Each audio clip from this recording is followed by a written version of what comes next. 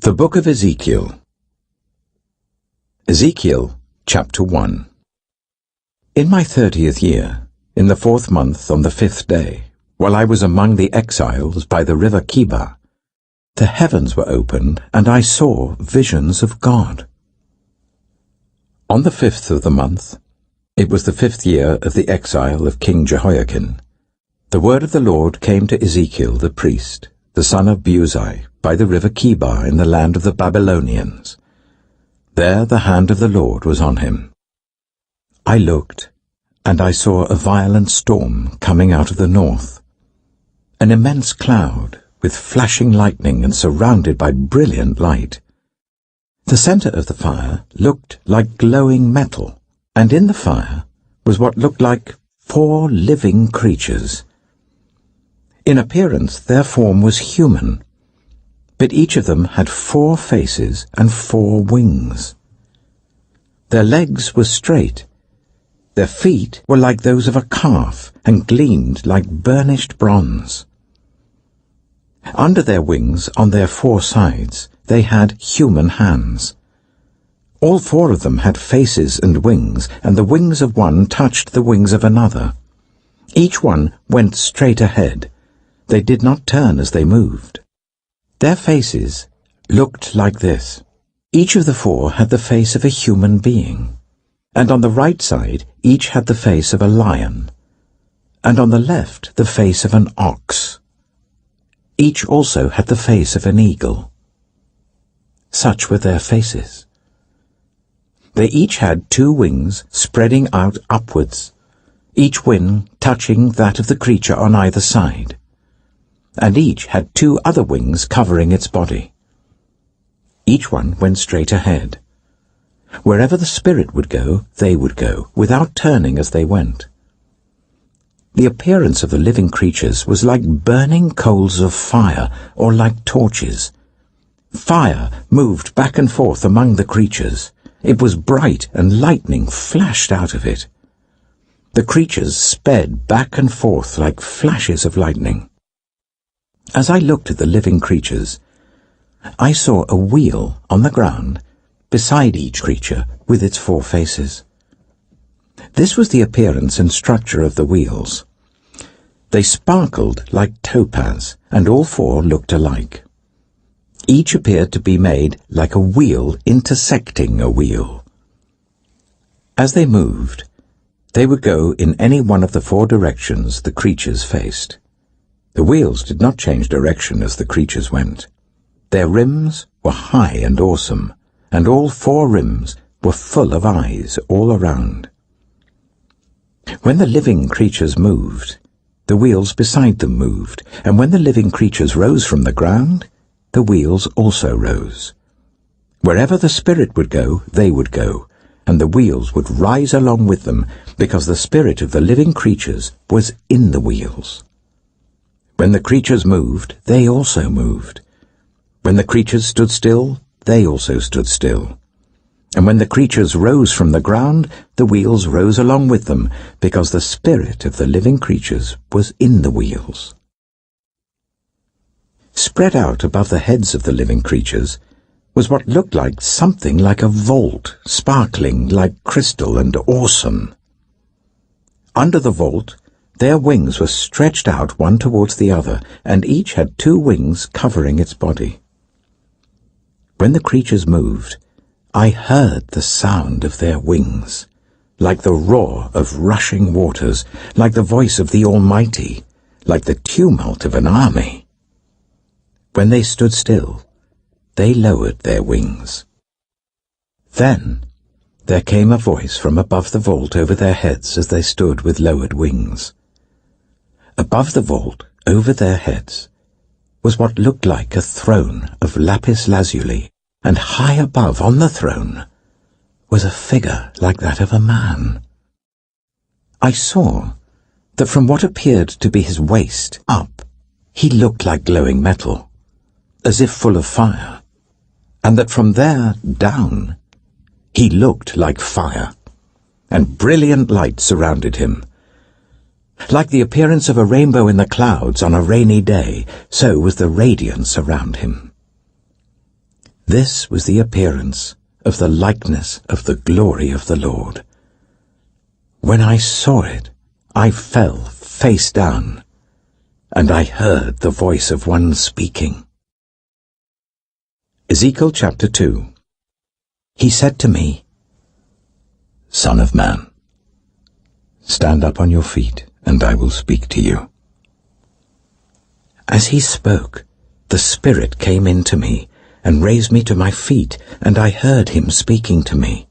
He said, Son of man, I am sending you to the Israelites, to a rebellious nation that has rebelled against me. They and their ancestors have been in revolt against me to this very day. The people to whom I am sending you are obstinate and stubborn. Say to them, This is what the Sovereign Lord says. And whether they listen or fail to listen, for they are a rebellious people, they will know that a prophet has been among them. And you, Son of man, do not be afraid of them or their words. Do not be afraid, though briars and thorns are all around you, and you live among scorpions.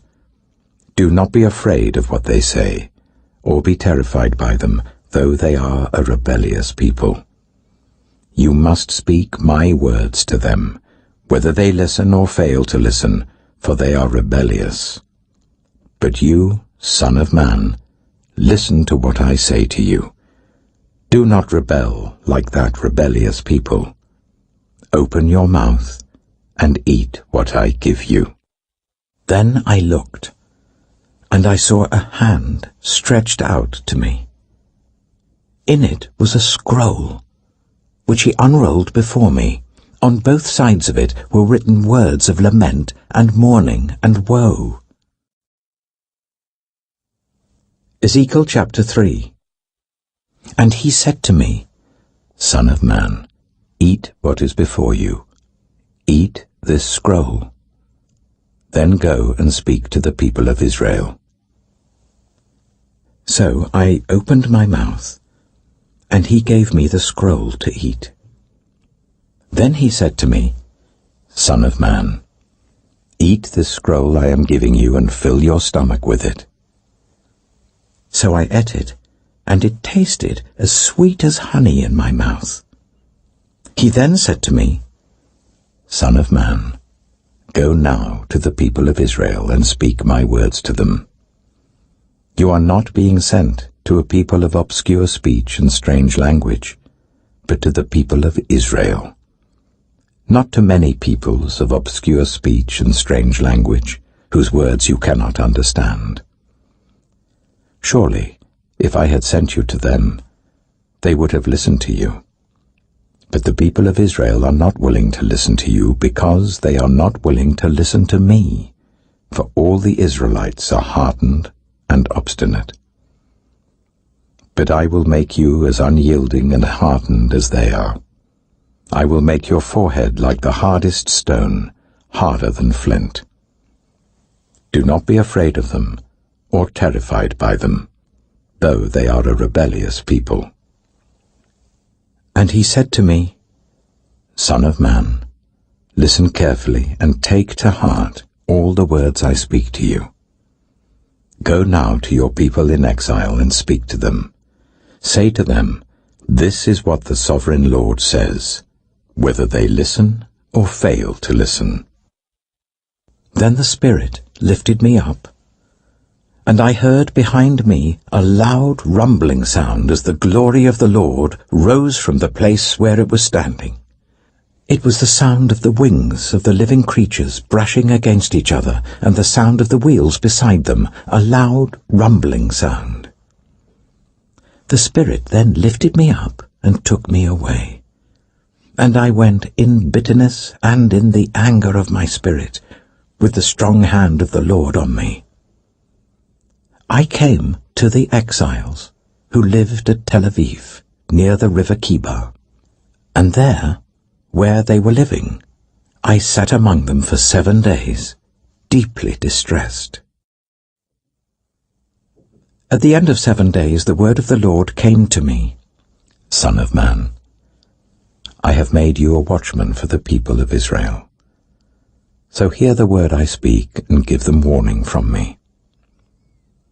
When I say to a wicked person, you will surely die, and you do not warn them, or speak out to dissuade them from their evil ways in order to save their life, that wicked person will die for their sin, and I will hold you accountable for their blood. But if you do warn the wicked person, and they do not turn from their wickedness or from their evil ways, they will die for their sin, but you will have saved yourself. Again, when a righteous person turns from their righteousness and does evil, and I put a stumbling block before them, they will die. Since you did not warn them, they will die for their sin. The righteous things that person did will not be remembered, and I will hold you accountable for their blood. But if you do warn the righteous person not to sin, and they do not sin, they will surely live because they took warning, and you will have saved yourself. The hand of the Lord was on me there, and he said to me, Get up and go out to the plain, and there I will speak to you.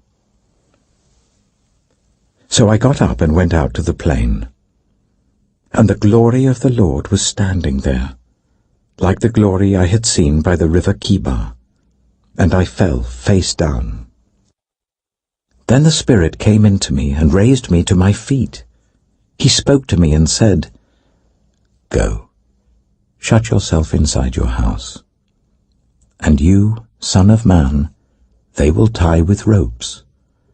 You will be bound so that you cannot go out among the people. I will make your tongue stick to the roof of your mouth, so that you will be silent and unable to rebuke them, for they are a rebellious people.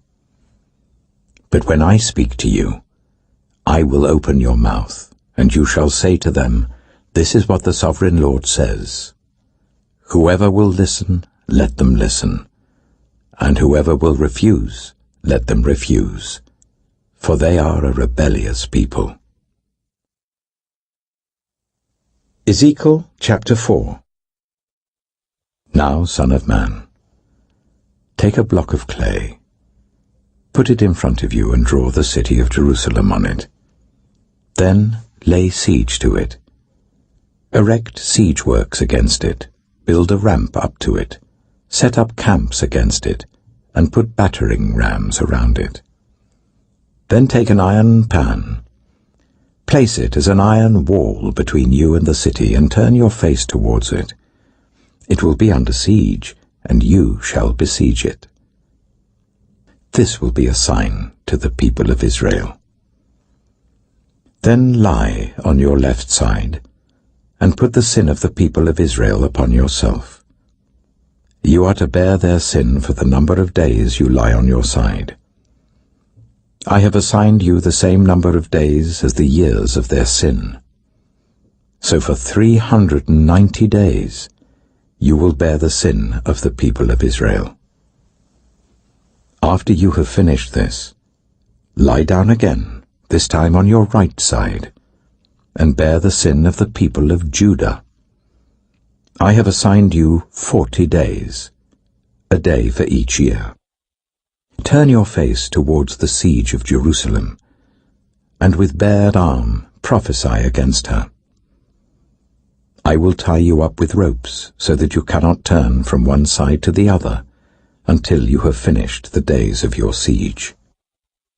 Take wheat and barley, beans and lentils, millet and spelt.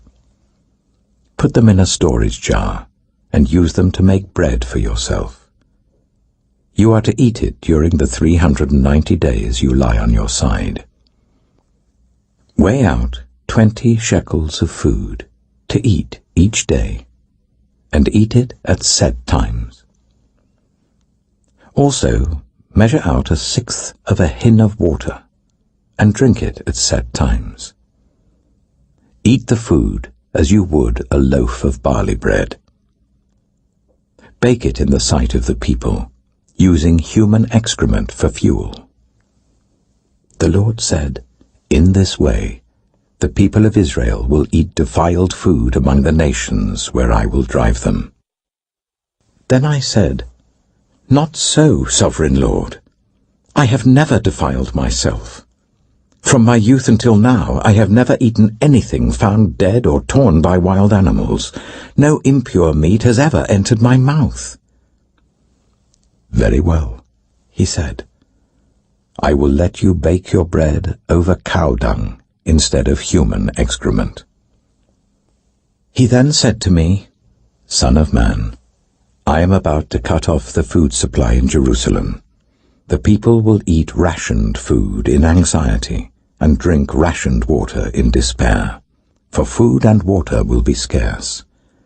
They will be appalled at the sight of each other and will waste away because of their sin. Ezekiel chapter 5. Now, Son of man, take a sharp sword, and use it as a barber's razor to shave your head and your beard. Then take a set of scales and divide up the hair. When the days of your siege come to an end, burn a third of the hair inside the city. Take a third and strike it with the sword all around the city, and scatter a third to the wind. For I will pursue them with drawn sword. But take a few hairs and tuck them away in the folds of your garment. Again, take a few of these and throw them into the fire and burn them up. A fire will spread from there to all Israel. This is what the Sovereign Lord says. This is Jerusalem, which I have set in the center of the nations, with countries all around her. Yet, in her wickedness, she has rebelled against my laws and decrees more than the nations and countries around her. She has rejected my laws and has not followed my decrees. Therefore this is what the Sovereign Lord says. You have been more unruly than the nations around you, and have not followed my decrees or kept my laws. You have not even conformed to the standards of the nations around you. Therefore this is what the Sovereign Lord says. I myself am against you, Jerusalem, and I will inflict punishment on you in the sight of the nations. Because of all your detestable idols, I will do to you what I have never done before, and will never do again. Therefore, in your midst, parents will eat their children, and children will eat their parents. I will inflict punishment on you, and will scatter all your survivors to the winds. Therefore, as surely as I live, declares the Sovereign Lord, because you have defiled my sanctuary with all your vile images and detestable practices, I myself will shave you. I will not look on you with pity or spare you. A third of your people will die of the plague or perish by famine inside you. A third will fall by the sword outside your walls, and a third I will scatter to the winds and pursue with drawn sword. Then my anger will cease, and my wrath against them will subside, and I will be avenged. And when I have spent my wrath on them, they will know that I, the Lord, have spoken in my zeal. I will make you a ruin and a reproach among the nations around you in the sight of all who pass by. You will be a reproach and a taunt, a warning and an object of horror to the nations around you when I inflict punishment on you in anger and in wrath and with stinging rebuke. I, the Lord, have spoken. When I shoot at you with my deadly and destructive arrows of famine, I will shoot to destroy you. I will bring more and more famine upon you and cut off your supply of food. I will send famine and wild beasts against you, and they will leave you childless. Plague and bloodshed will sweep through you, and I will bring the sword against you. I, the Lord, have spoken. Ezekiel chapter 6. The word of the Lord came to me, Son of man, set your face against the mountains of Israel. Prophesy against them and say, You mountains of Israel, hear the word of the sovereign Lord. This is what the sovereign Lord says to the mountains and hills, to the ravines and valleys. I am about to bring a sword against you, and I will destroy your high places. Your altars will be demolished, and your incense altars will be smashed. And I will slay your people in front of your idols. I will lay the dead bodies of the Israelites in front of their idols, and I will scatter your bones around your altars. Wherever you live, the towns will be laid waste, and the high places demolished, so that your altars will be laid waste and devastated, your idols smashed and ruined, your incense altars broken down, and what you have made wiped out. Your people will fall slain among you, and you will know that I am the Lord. But I will spare some, for some of you will escape the sword when you are scattered among the lands and nations. Then in the nations where they have been carried captive, those who escape will remember me, how I have been grieved by their adulterous hearts, which have turned away from me, and by their eyes which have lusted after their idols. They will loathe themselves for the evil they have done, and for all their detestable practices. And they will know that I am the Lord. I did not threaten in vain to bring this calamity on them. This is what the sovereign Lord says. Strike your hands together and stamp your feet and cry out, Alas! Because of all the wicked and detestable practices of the people of Israel, for they will fall by the sword, famine, and plague. One who is far away will die of the plague, and one who is near will fall by the sword, and anyone who survives and is spared will die of famine. So will I pour out my wrath on them. And they will know that I am the Lord, when their people lie slain among their idols, around their altars, on every high hill and on all the mountain tops, under every spreading tree and every leafy oak, places where they offered fragrant incense to all their idols. And I will stretch out my hand against them and make the land a desolate waste, from the desert to Diblah, wherever they live. Then they will know that I am the Lord. Ezekiel chapter 7. The word of the Lord came to me. Son of man, this is what the sovereign Lord says to the land of Israel. The end has come upon the four corners of the land. The end is now upon you, and I will unleash my anger against you. I will judge you according to your conduct, and repay you for all your detestable practices. I will not look on you with pity. I will not spare you. I will surely repay you for your conduct and for the detestable practices among you. Then you will know that I am the Lord. This is what the sovereign Lord says. Disaster. Unheard of disaster. See, it comes. The end has come. The end has come. It has roused itself against you. See, it comes. Doom has come upon you who dwell in the land. The time has come. The day is near. There is panic, not joy, on the mountains. I am about to pour out my wrath on you and spend my anger against you. I will judge you according to your conduct and repay you for all your detestable practices. I will not look on you with pity. I will not spare you. I will repay you for your conduct and for the detestable practices among you. Then you will know that it is I, the Lord, who strikes you. See the day. See, it comes. Doom has burst forth, the rod has budded, arrogance has blossomed. Violence has arisen, a rod to punish the wicked. None of the people will be left, none of that crowd, none of their wealth, nothing of value. The time has come. The day has arrived.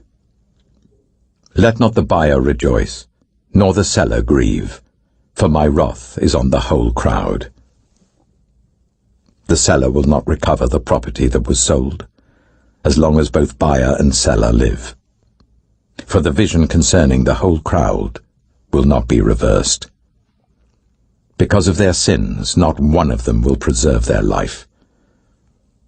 They have blown the trumpet, they have made all things ready, but no one will go into battle, for my wrath is on the whole crowd. Outside is the sword, inside are plague and famine. Those in the country will die by the sword, those in the city will be devoured by famine and plague. The fugitives who escape will flee to the mountains. Like doves of the valleys they will all moan, each for their own sins. Every hand will go limp, every leg will be wet with urine. They will put on sackcloth and be clothed with terror. Every face will be covered with shame, and every head will be shaved. They will throw their silver into the streets, and their gold will be treated as a thing unclean. Their silver and gold will not be able to deliver them in the day of the Lord's wrath. It will not satisfy their hunger or fill their stomachs, for it has caused them to stumble into sin. They took pride in their beautiful jewelry and used it to make their detestable idols. They made it into vile images. Therefore I will make it a thing unclean for them. I will give their wealth as plunder to foreigners, and as loot to the wicked of the earth who will defile it. I will turn my face away from the people, and robbers will desecrate the place I treasure. They will enter it and will defile it. Prepare chains, for the land is full of bloodshed and the city is full of violence. I will bring the most wicked of nations to take possession of their houses. I will put an end to the pride of the mighty, and their sanctuaries will be desecrated. When terror comes, they will seek peace in vain. Calamity upon calamity will come, and rumor upon rumor. They will go searching for a vision from the prophet. Priestly instruction in the law will cease. The counsel of the elders will come to an end. The king will mourn, the prince will be clothed with despair, and the hands of the people of the land will tremble. I will deal with them according to their conduct, and by their own standards I will judge them. Then they will know that I am the Lord. Ezekiel chapter 8. In the 6th year, in the 6th month on the 5th day, while I was sitting in my house and the elders of Judah were sitting before me, the hand of the sovereign Lord came on me there. I looked, and I saw a figure like that of a man. From what appeared to be his waist down, he was like fire, and from there up, his appearance was as bright as glowing metal.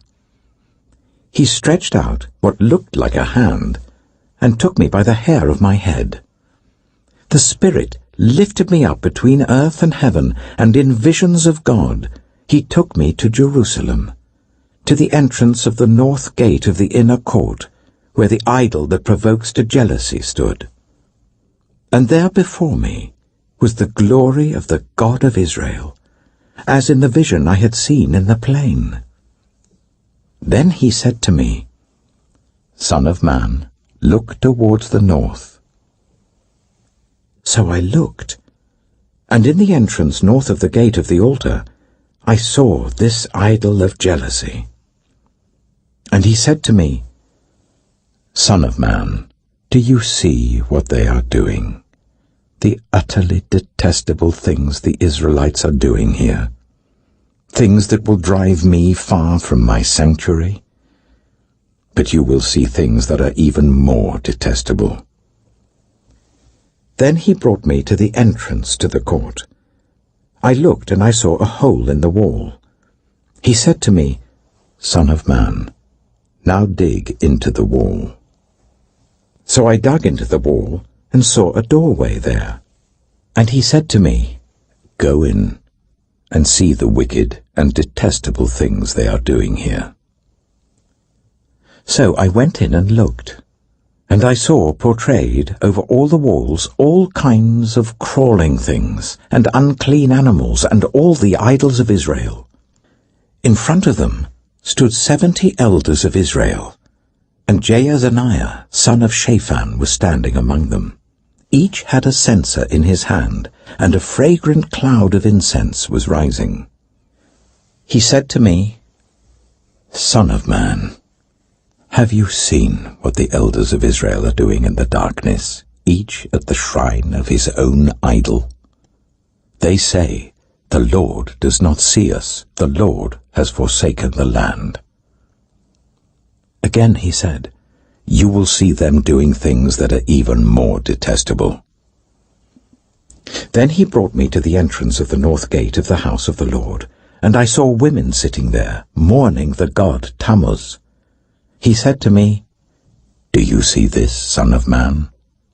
You will see things that are even more detestable than this." He then brought me into the inner court of the house of the Lord, and there, at the entrance to the temple, between the portico and the altar, were about 25 men. With their backs towards the temple of the Lord, and their faces towards the east, they were bowing down to the sun in the east. He said to me, "Have you seen this, son of man? Is it a trivial matter for the people of Judah to do the detestable things they are doing here? Must they also fill the land with violence and continually arouse my anger? Look at them putting the branch to their nose. Therefore I will deal with them in anger. I will not look on them with pity or spare them. Although they shout in my ears, I will not listen to them." Ezekiel chapter 9. Then I heard him call out in a loud voice, "Bring near those who are appointed to execute judgment on the city, each with a weapon in his hand." And I saw 6 men coming from the direction of the upper gate which faces north, each with a deadly weapon in his hand. With them was a man clothed in linen, who had a writing kit at his side. They came in and stood beside the bronze altar. Now the glory of the God of Israel went up from above the cherubim where it had been, and moved to the threshold of the temple. Then the Lord called to the man clothed in linen, who had the writing kit at his side, and said to him, "Go throughout the city of Jerusalem, and put a mark on the foreheads of those who grieve and lament over all the detestable things that are done in it." As I listened, he said to the others, "Follow him through the city, and kill, without showing pity or compassion. Slaughter the old men, the young men and women, the mothers and children, but do not touch anyone who has the mark. Begin at my sanctuary." So they began with the old men who were in front of the temple. Then he said to them, "Defile the temple, and fill the courts with the slain. Go." So they went out and began killing throughout the city. While they were killing, and I was left alone, I fell face down, crying out, "Alas, sovereign Lord! Are you going to destroy the entire remnant of Israel in this outpouring of your wrath on Jerusalem?"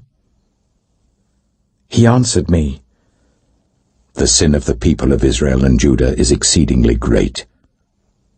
The land is full of bloodshed, and the city is full of injustice. They say, 'The Lord has forsaken the land, the Lord does not see.' So I will not look on them with pity or spare them, but I will bring down on their own heads what they have done." Then the man in linen, with the writing kit at his side, brought back word, saying, "I have done as you commanded." Ezekiel chapter 10. I looked, and I saw the likeness of a throne of lapis lazuli above the vault that was over the heads of the cherubim. The Lord said to the man clothed in linen, "Go in among the wheels beneath the cherubim. Fill your hands with burning coals from among the cherubim, and scatter them over the city." And as I watched, he went in. Now the cherubim were standing on the south side of the temple when the man went in, and a cloud filled the inner court. Then the glory of the Lord rose from above the cherubim and moved to the threshold of the temple. The cloud filled the temple, and the court was full of the radiance of the glory of the Lord. The sound of the wings of the cherubim could be heard as far away as the outer court, like the voice of God Almighty when he speaks. When the Lord commanded the man in linen, "Take fire from among the wheels and from among the cherubim," the man went in and stood beside the wheel. Then one of the cherubim reached out his hand to the fire that was among them. He took up some of it and put it into the hands of the man in linen, who took it and went out. Under the wings of the cherubim could be seen what looked like human hands. I looked, and I saw beside the cherubim 4 wheels, one beside each of the cherubim. The wheels sparkled like topaz. As for their appearance, the 4 of them looked alike. Each was like a wheel intersecting a wheel. As they moved, they would go in any one of the 4 directions the cherubim faced. The wheels did not turn about as the cherubim went. The cherubim went in whatever direction the head faced, without turning as they went. Their entire bodies, including their backs, their hands, and their wings, were completely full of eyes, as were their 4 wheels. I heard the wheels being called the whirling wheels. Each of the cherubim had 4 faces. One face was that of a cherub, the second the face of a human being, the third the face of a lion, and the 4th the face of an eagle. Then the cherubim rose upward. These were the living creatures I had seen by the river Kibar. When the cherubim moved, the wheels beside them moved, and when the cherubim spread their wings to rise from the ground, the wheels did not leave their side. When the cherubim stood still, they also stood still, and when the cherubim rose, they rose with them, because the spirit of the living creatures was in them. Then the glory of the Lord departed from over the threshold of the temple, and stopped above the cherubim. While I watched, the cherubim spread their wings and rose from the ground, and as they went, the wheels went with them. They stopped at the entrance of the east gate of the Lord's house, and the glory of the God of Israel was above them. These were the living creatures I had seen beneath the God of Israel by the river Kibar, and I realized that they were cherubim. Each had 4 faces and 4 wings, and under their wings was what looked like human hands. Their faces had the same appearance as those I had seen by the river Kibar. Each one went straight ahead. Ezekiel chapter 11. Then the Spirit lifted me up and brought me to the gate of the house of the Lord that faces east. There, at the entrance of the gate, were 25 men, and I saw among them Jaazaniah son of Azur and Pelatiah son of Benaiah, leaders of the people. The Lord said to me, "Son of man, these are the men who are plotting evil and giving wicked advice in this city. They say, 'Haven't our houses been recently rebuilt? This city is a pot, and we are the meat in it. Therefore, prophesy against them. Prophesy, Son of Man. Then the Spirit of the Lord came on me, and he told me to say, This is what the Lord says. This is what you are saying, you leaders of Israel, but I know what is going through your mind. You have killed many people in this city and filled its streets with the dead. Therefore this is what the Sovereign Lord says. The bodies you have thrown there are the meat, and this city is the pot, but I will drive you out of it. You fear the sword, and the sword is what I will bring against you, declares the Sovereign Lord. I will drive you out of the city and deliver you into the hands of foreigners and inflict punishment on you. You will fall by the sword, and I will execute judgment on you at the borders of Israel. Then you will know that I am the Lord. This city will not be a pot for you, nor will you be the meat in it. I will execute judgment on you at the borders of Israel, and you will know that I am the Lord. For you have not followed my decrees or kept my laws, but have conformed to the standards of the nations around you. Now, as I was prophesying, Pelatiah son of Benaiah died. Then I fell face down and cried out in a loud voice, Alas, Sovereign Lord, will you completely destroy the remnant of Israel? The word of the Lord came to me, Son of man, the people of Jerusalem have said of your fellow exiles and all the other Israelites, They are far away from the Lord. This land was given to us as our possession. Therefore say, This is what the Sovereign Lord says.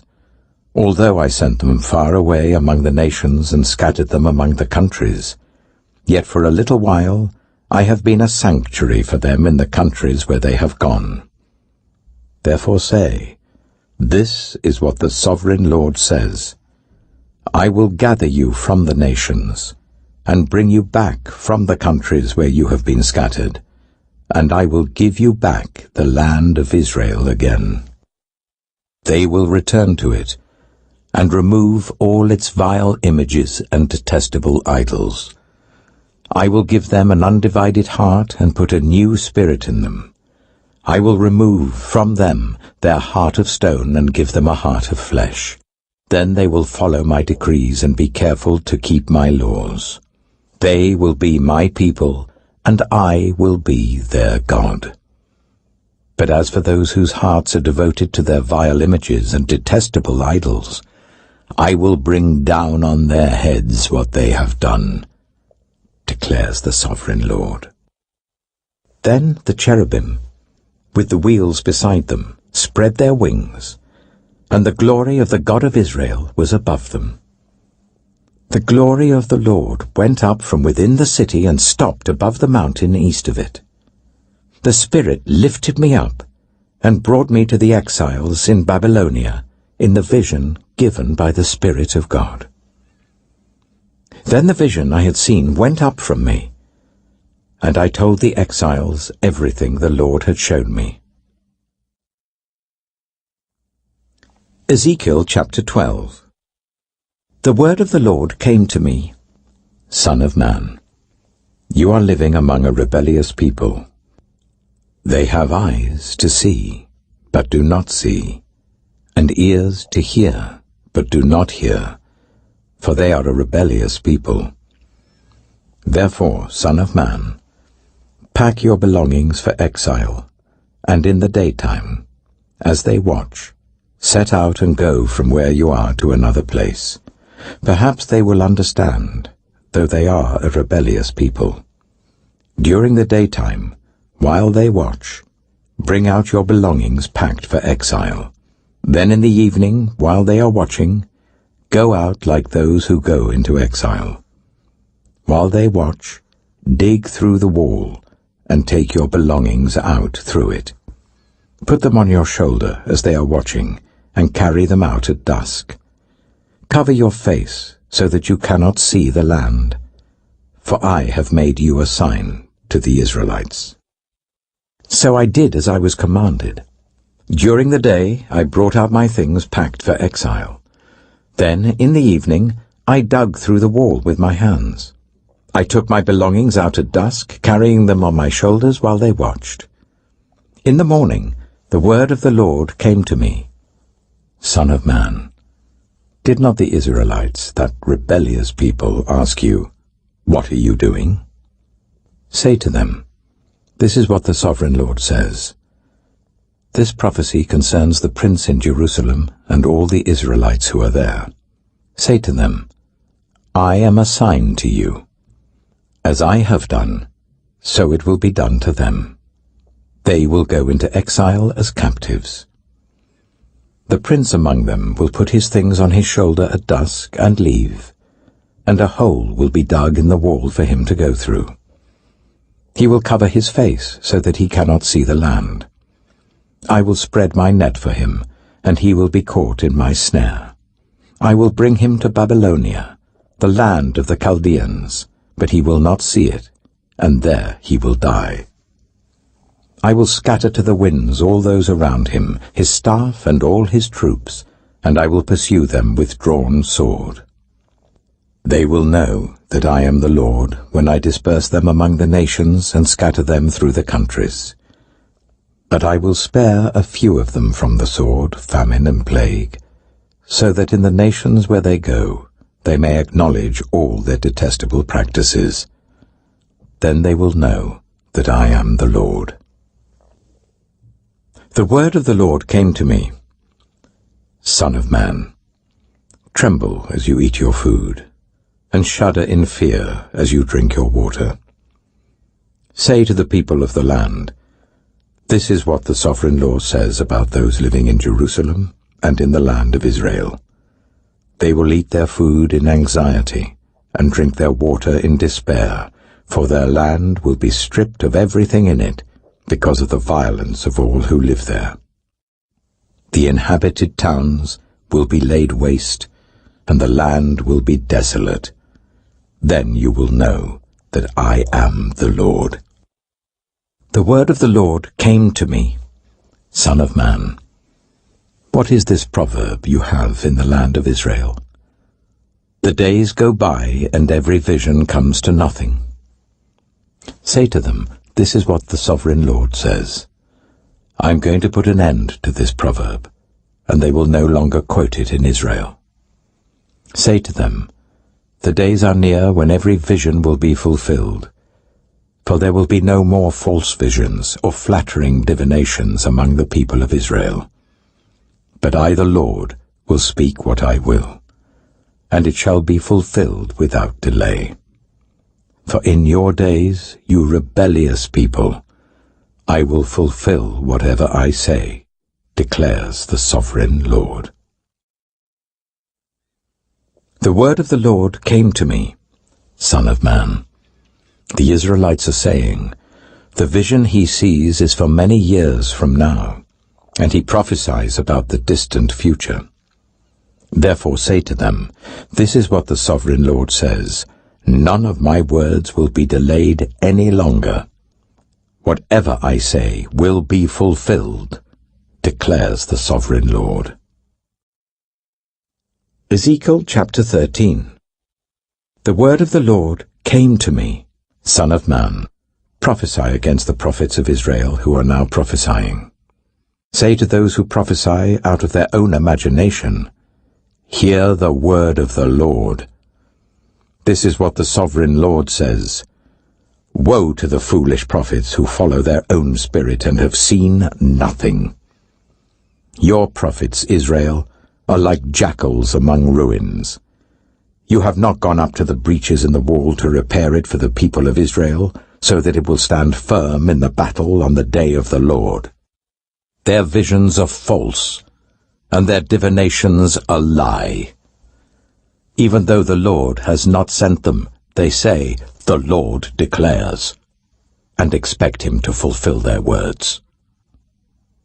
Have you not seen false visions, and uttered lying divinations when you say, the Lord declares, though I have not spoken? Therefore this is what the Sovereign Lord says. Because of your false words and lying visions, I am against you, declares the Sovereign Lord. My hand will be against the prophets who see false visions and utter lying divinations. They will not belong to the council of my people or be listed in the records of Israel, nor will they enter the land of Israel. Then you will know that I am the sovereign Lord. Because they lead my people astray, saying, Peace, when there is no peace, and because when a flimsy wall is built, they cover it with whitewash. Therefore tell those who cover it with whitewash that it is going to fall. Rain will come in torrents, and I will send hailstones hurtling down, and violent winds will burst forth. When the wall collapses, will people not ask you, Where is the whitewash you covered it with? Therefore this is what the sovereign Lord says, In my wrath I will unleash a violent wind, and in my anger hailstones and torrents of rain will fall with destructive fury. I will tear down the wall you have covered with whitewash, and will level it to the ground, so that its foundation will be laid bare. When it falls, you will be destroyed in it, and you will know that I am the Lord. So I will pour out my wrath against the wall, and against those who covered it with whitewash. I will say to you, The wall is gone, and so are those who whitewashed it, those prophets of Israel who prophesied to Jerusalem and saw visions of peace for her, when there was no peace, declares the sovereign Lord. Now, Son of man, set your face against the daughters of your people who prophesy out of their own imagination. Prophesy against them, and say, This is what the sovereign Lord says. Woe to the women who sew magic charms on all their wrists, and make veils of various lengths for their heads in order to ensnare people. Will you ensnare the lives of my people but preserve your own? You have profaned me among my people for a few handfuls of barley and scraps of bread. By lying to my people, who listen to lies, you have killed those who should not have died, and have spared those who should not live. Therefore this is what the sovereign Lord says. I am against your magic charms with which you ensnare people like birds, and I will tear them from your arms. I will set free the people that you ensnare like birds. I will tear off your veils and save my people from your hands, and they will no longer fall prey to your power. Then you will know that I am the Lord. Because you disheartened the righteous with your lies, when I had brought them no grief, and because you encouraged the wicked not to turn from their evil ways and so save their lives. Therefore you will no longer see false visions or practice divination. I will save my people from your hands, and then you will know that I am the Lord. Ezekiel chapter 14. Some of the elders of Israel came to me and sat down in front of me. Then the word of the Lord came to me, Son of man, these men have set up idols in their hearts and put wicked stumbling blocks before their faces. Should I let them inquire of me at all? Therefore speak to them and tell them, This is what the sovereign Lord says. When any of the Israelites set up idols in their hearts, and put a wicked stumbling block before their faces, and then go to a prophet, I, the Lord, will answer them myself in keeping with their great idolatry. I will do this to recapture the hearts of the people of Israel, who have all deserted me for their idols. Therefore say to the people of Israel, This is what the sovereign Lord says. Repent, turn from your idols, and renounce all your detestable practices. When any of the Israelites or any foreigner residing in Israel separate themselves from me, and set up idols in their hearts, and put a wicked stumbling block before their faces, and then go to a prophet to inquire of me, I, the Lord, will answer them myself. I will set my face against them and make them an example and a byword. I will remove them from my people. Then you will know that I am the Lord. And if the prophet is enticed to utter a prophecy, I, the Lord, have enticed that prophet, and I will stretch out my hand against him and destroy him from among my people Israel. They will bear their guilt. The prophet will be as guilty as the one who consults him.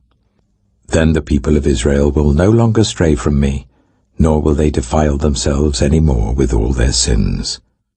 They will be my people, and I will be their God, declares the sovereign Lord. The word of the Lord came to me, Son of man. If a country sins against me by being unfaithful, and I stretch out my hand against it to cut off its food supply and send famine upon it, and kill its people and their animals, even if these 3 men, Noah, Daniel, and Job, were in it, they could save only themselves by their righteousness, declares the sovereign Lord.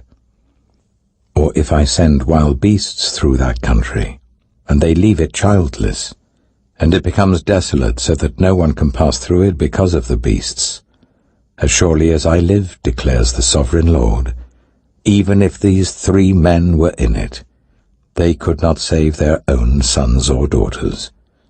They alone would be saved, but the land would be desolate.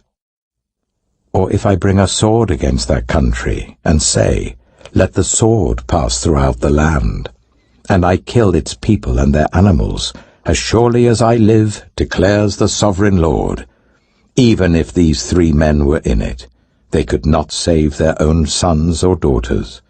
They alone would be saved. Or if I send a plague into that land, and pour out my wrath on it through bloodshed, killing its people and their animals, as surely as I live, declares the sovereign Lord, even if Noah, Daniel, and Job were in it, they could save neither son nor daughter. They would save only themselves by their righteousness.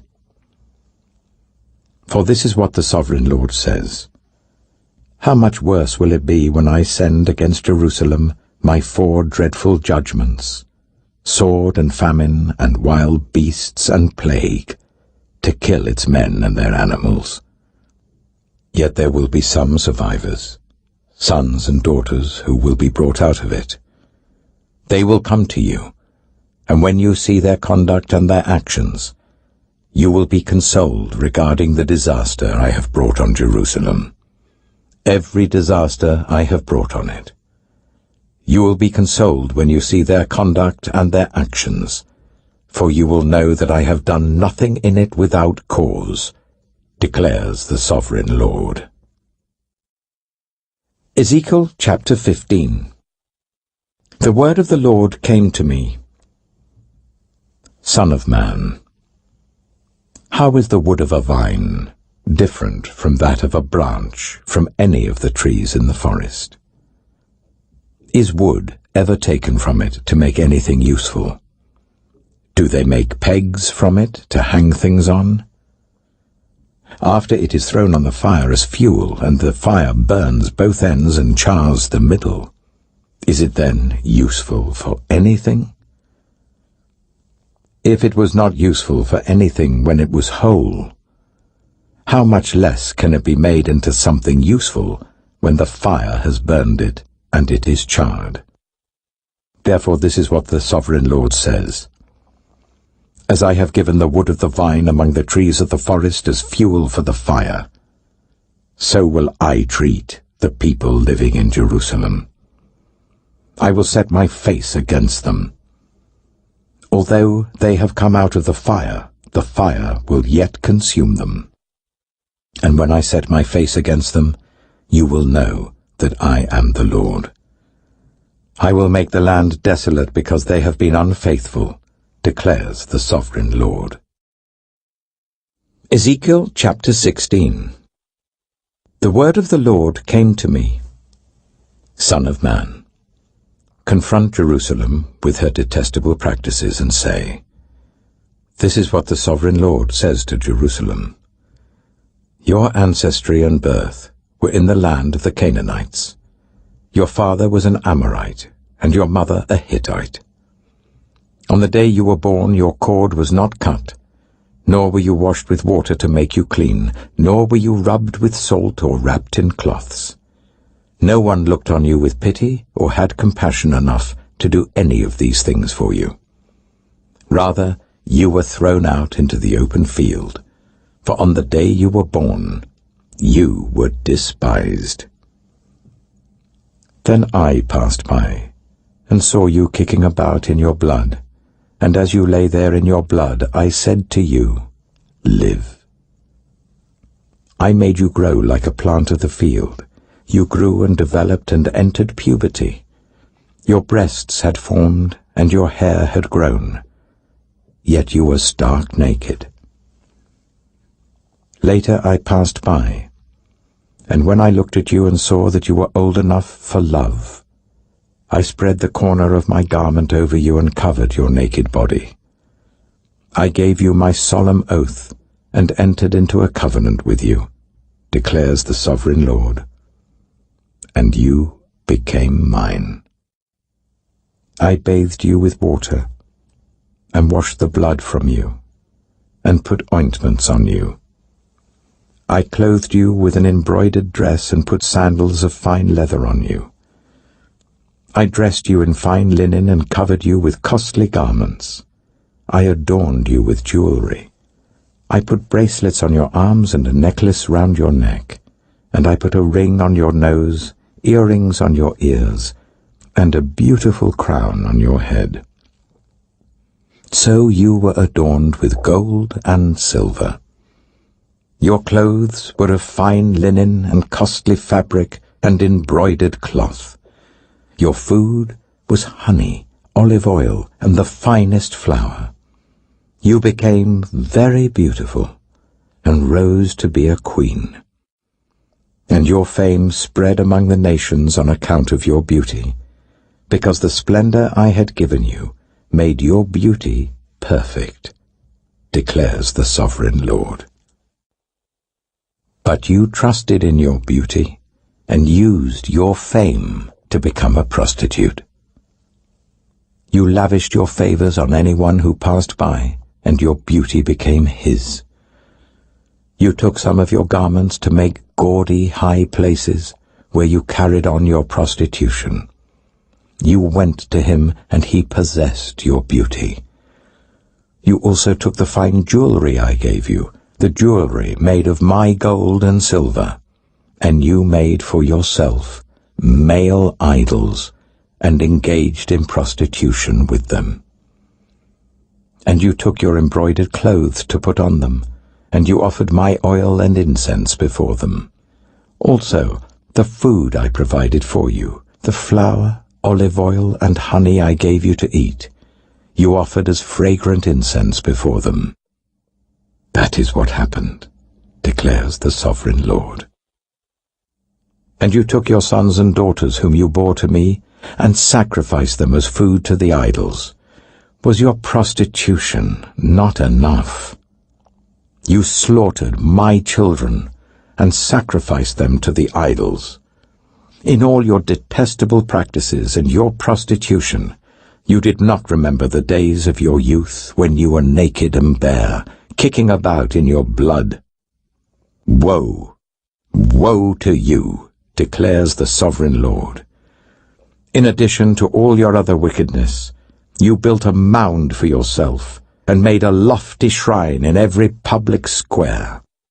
At every street corner you built your lofty shrines and degraded your beauty, spreading your legs with increasing promiscuity to anyone who passed by. You engaged in prostitution with the Egyptians, your neighbors with large genitals, and aroused my anger with your increasing promiscuity. So I stretched out my hand against you and reduced your territory. I gave you over to the greed of your enemies, the daughters of the Philistines, who were shocked by your lewd conduct. You engaged in prostitution with the Assyrians too, because you were insatiable. And even after that, you still were not satisfied. Then you increased your promiscuity to include Babylonia, a land of merchants. But even with this you were not satisfied. I am filled with fury against you, declares the Sovereign Lord, when you do all these things, acting like a brazen prostitute. When you built your mounds at every street corner and made your lofty shrines in every public square, you were unlike a prostitute because you scorned payment. You adulterous wife, you prefer strangers to your own husband. All prostitutes receive gifts, but you give gifts to all your lovers, bribing them to come to you from everywhere for your illicit favors. So in your prostitution, you are the opposite of others. No one runs after you for your favors. You are the very opposite, for you give payment, and none is given to you. Therefore, you prostitute, hear the word of the Lord. This is what the Sovereign Lord says. Because you poured out your lust and exposed your naked body in your promiscuity with your lovers, and because of all your detestable idols, and because you gave them your children's blood, therefore I am going to gather all your lovers with whom you found pleasure, those you loved as well as those you hated. I will gather them against you from all around, and will strip you in front of them, and they will see you stark naked. I will sentence you to the punishment of women who commit adultery and who shed blood. I will bring on you the blood vengeance of my wrath and jealous anger. Then I will deliver you into the hands of your lovers, and they will tear down your mounds and destroy your lofty shrines. They will strip you of your clothes and take your fine jewelry and leave you stark naked. They will bring a mob against you, who will stone you and hack you to pieces with their swords. They will burn down your houses and inflict punishment on you in the sight of many women. I will put a stop to your prostitution, and you will no longer pay your lovers. Then my wrath against you will subside, and my jealous anger will turn away from you. I will be calm and no longer angry. Because you did not remember the days of your youth, but enraged me with all these things, I will surely bring down on your head what you have done, declares the Sovereign Lord. Did you not add lewdness to all your other detestable practices? Everyone who quotes Proverbs will quote this proverb about you: like mother, like daughter. You are a true daughter of your mother, who despised her husband and her children, and you are a true sister of your sisters, who despised their husbands and their children. Your mother was a Hittite, and your father an Amorite. Your elder sister was Samaria, who lived to the north of you with her daughters, and your younger sister, who lived to the south of you with her daughters, was Sodom. You not only followed their ways and copied their detestable practices, but in all your ways you soon became more depraved than they.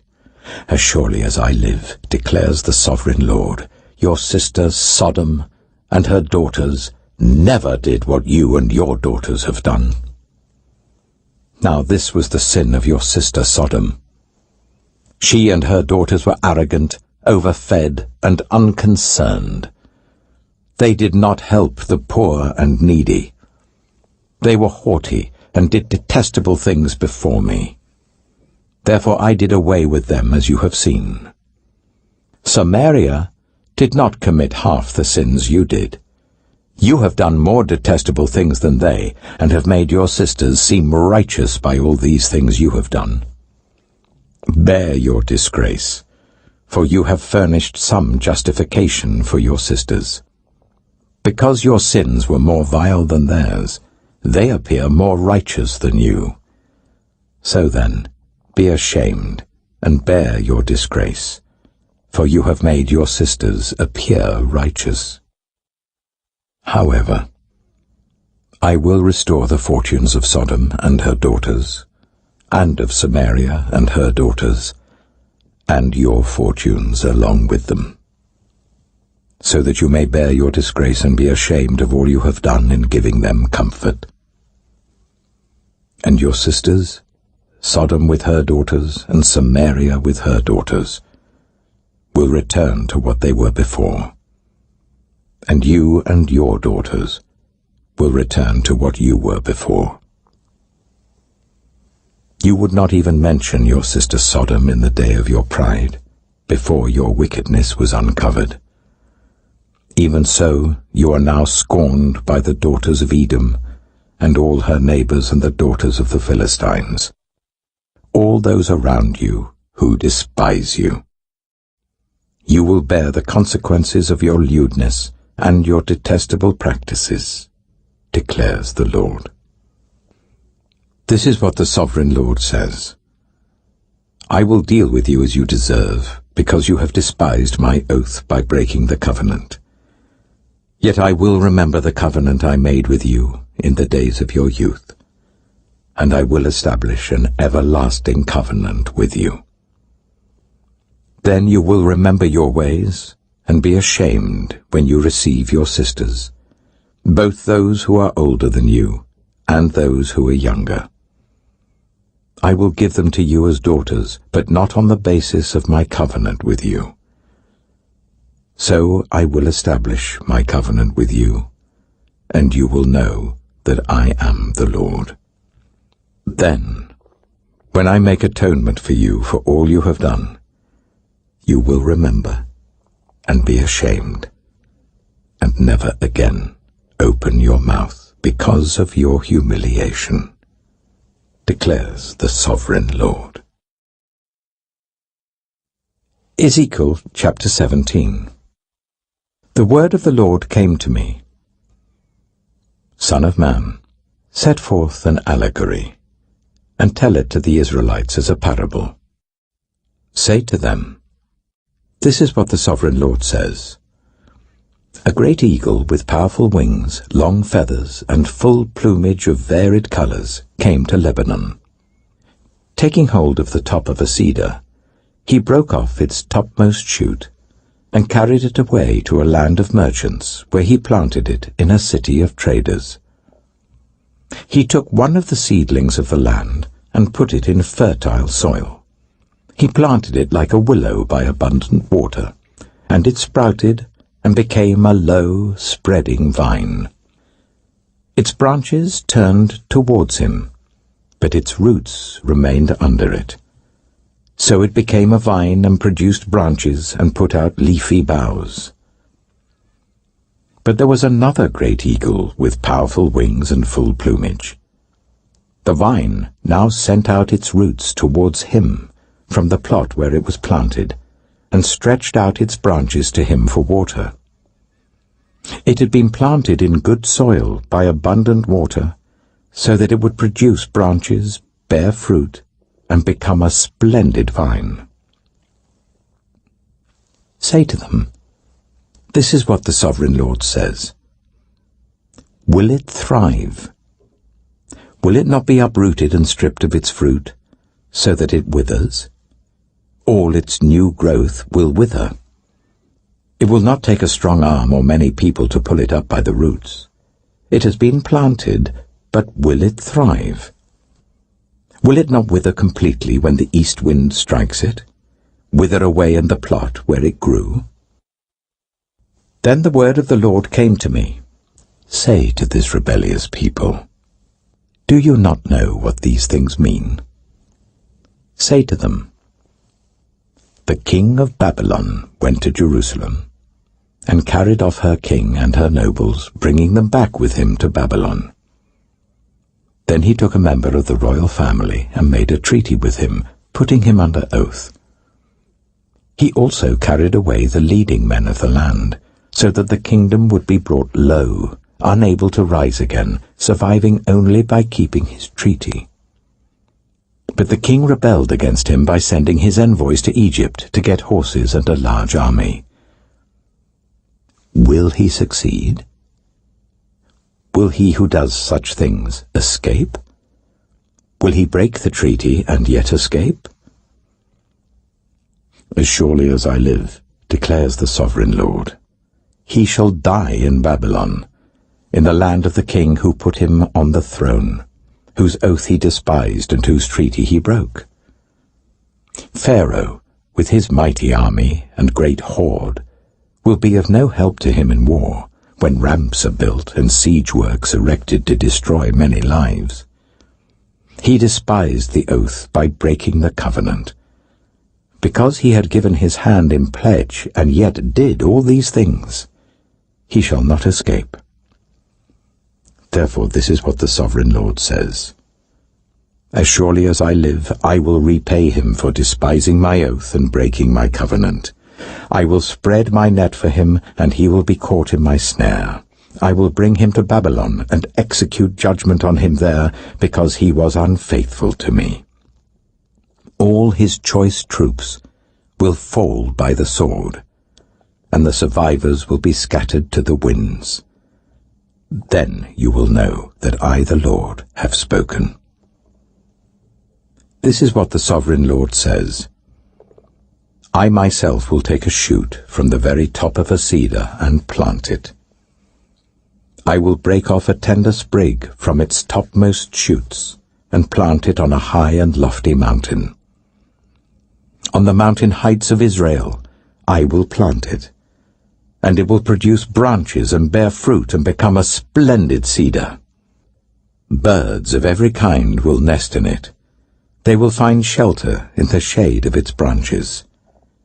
All the trees of the forest will know that I, the Lord, bring down the tall tree and make the low tree grow tall. I dry up the green tree and make the dry tree flourish. I, the Lord, have spoken, and I will do it. Ezekiel chapter 18. The word of the Lord came to me. What do you people mean by quoting this proverb about the land of Israel?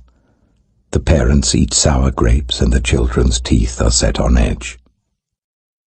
As surely as I live, declares the sovereign Lord, you will no longer quote this proverb in Israel. For everyone belongs to me, the parent as well as the child, both alike belong to me. The one who sins is the one who will die. Suppose there is a righteous man who does what is just and right. He does not eat at the mountain shrines or look to the idols of Israel. He does not defile his neighbor's wife or have sexual relations with a woman during her period. He does not oppress anyone, but returns what he took in pledge for a loan. He does not commit robbery, but gives his food to the hungry and provides clothing for the naked. He does not lend to them at interest or take a profit from them. He withholds his hand from doing wrong and judges fairly between two parties. He follows my decrees and faithfully keeps my laws. That man is righteous. He will surely live, declares the sovereign Lord. Suppose he has a violent son, who sheds blood or does any of these other things, though the father has done none of them. He eats at the mountain shrines. He defiles his neighbor's wife. He oppresses the poor and needy. He commits robbery. He does not return what he took in pledge. He looks to the idols. He does detestable things. He lends at interest and takes a profit. Will such a man live? He will not. Because he has done all these detestable things, he is to be put to death. His blood will be on his own head. But suppose this son has a son who sees all the sins his father commits, and though he sees them, he does not do such things. He does not eat at the mountain shrines or look to the idols of Israel. He does not defile his neighbor's wife. He does not oppress anyone, or require a pledge for a loan. He does not commit robbery, but gives his food to the hungry, and provides clothing for the naked. He withholds his hand from ill-treating the poor, and takes no interest or profit from them. He keeps my laws, and follows my decrees. He will not die for his father's sin. He will surely live. But his father will die for his own sin, because he practiced extortion, robbed his brother, and did what was wrong among his people. Yet you ask, why does the son not share the guilt of his father? Since the son has done what is just and right, and has been careful to keep all my decrees, he will surely live. The one who sins is the one who will die. The child will not share the guilt of the parent, nor will the parent share the guilt of the child. The righteousness of the righteous will be credited to them, and the wickedness of the wicked will be charged against them. But if a wicked person turns away from all the sins they have committed, and keeps all my decrees, and does what is just and right, that person will surely live. They will not die. None of the offenses they have committed will be remembered against them. Because of the righteous things they have done, they will live. Do I take any pleasure in the death of the wicked? Declares the Sovereign Lord. Rather am I not pleased when they turn from their ways and live. But if a righteous person turns from their righteousness and commits sin, and does the same detestable things the wicked person does, will they live? None of the righteous things that person has done will be remembered. Because of the unfaithfulness they are guilty of, and because of the sins they have committed, they will die. Yet you say, the way of the Lord is not just. Hear, you Israelites, is my way unjust? Is it not your ways that are unjust? If a righteous person turns from their righteousness and commits sin, they will die for it. Because of the sin they have committed, they will die. But if a wicked person turns away from the wickedness they have committed, and does what is just and right, they will save their life.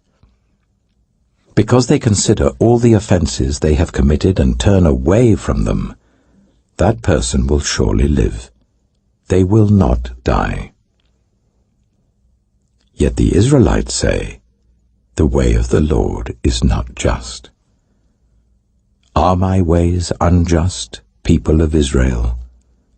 Is it not your ways that are unjust? Therefore, you Israelites, I will judge each of you according to your own ways, declares the Sovereign Lord. Repent. Turn away from all your offenses. Then sin will not be your downfall. Rid yourselves of all the offenses you have committed, and get a new heart and a new spirit. Why will you die, people of Israel?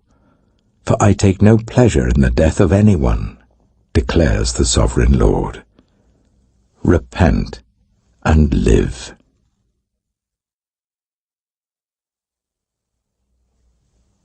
Ezekiel chapter 19. Take up a lament concerning the princes of Israel, and say, What a lioness was your mother among the lions! She lay down among them and reared her cubs. She brought up one of her cubs, and he became a strong lion. He learned to tear the prey, and he became a man-eater.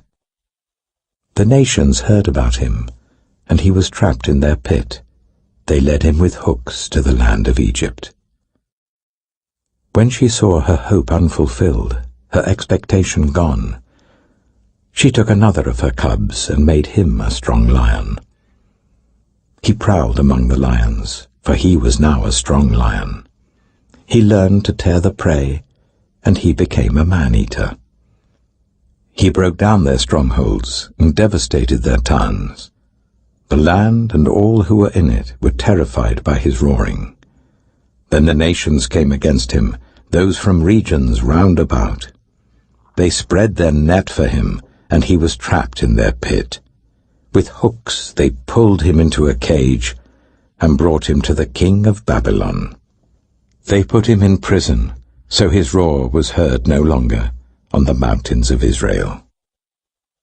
Your mother was like a vine in your vineyard, planted by the water. It was fruitful and full of branches because of abundant water.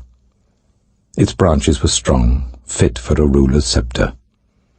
It towered high above the thick foliage, conspicuous for its height and for its many branches. But it was uprooted in fury and thrown to the ground. The east wind made it shrivel, it was stripped of its fruit. Its strong branches withered, and fire consumed them. Now it is planted in the desert, in a dry and thirsty land. Fire spread from one of its main branches and consumed its fruit. No strong branch is left on it, fit for a ruler's scepter. This is a lament, and is to be used as a lament. Ezekiel chapter 20. In the 7th year, in the 5th month on the 10th day, some of the elders of Israel came to inquire of the Lord, and they sat down in front of me. Then the word of the Lord came to me. Son of man, speak to the elders of Israel, and say to them, This is what the sovereign Lord says. Have you come to inquire of me? As surely as I live, I will not let you inquire of me, declares the sovereign Lord. Will you judge them? Will you judge them, son of man? Then confront them with the detestable practices of their ancestors, and say to them, This is what the sovereign Lord says. On the day I chose Israel, I swore with uplifted hand to the descendants of Jacob, and revealed myself to them in Egypt. With uplifted hand I said to them, I am the Lord your God. On that day I swore to them that I would bring them out of Egypt and into a land I had searched out for them, a land flowing with milk and honey, the most beautiful of all lands. And I said to them, Each of you, get rid of the vile images you have set your eyes on, and do not defile yourselves with the idols of Egypt. I am the Lord your God. But they rebelled against me, and would not listen to me. They did not get rid of the vile images they had set their eyes on, nor did they forsake the idols of Egypt. So I said I would pour out my wrath on them, and spend my anger against them in Egypt. But for the sake of my name, I brought them out of Egypt.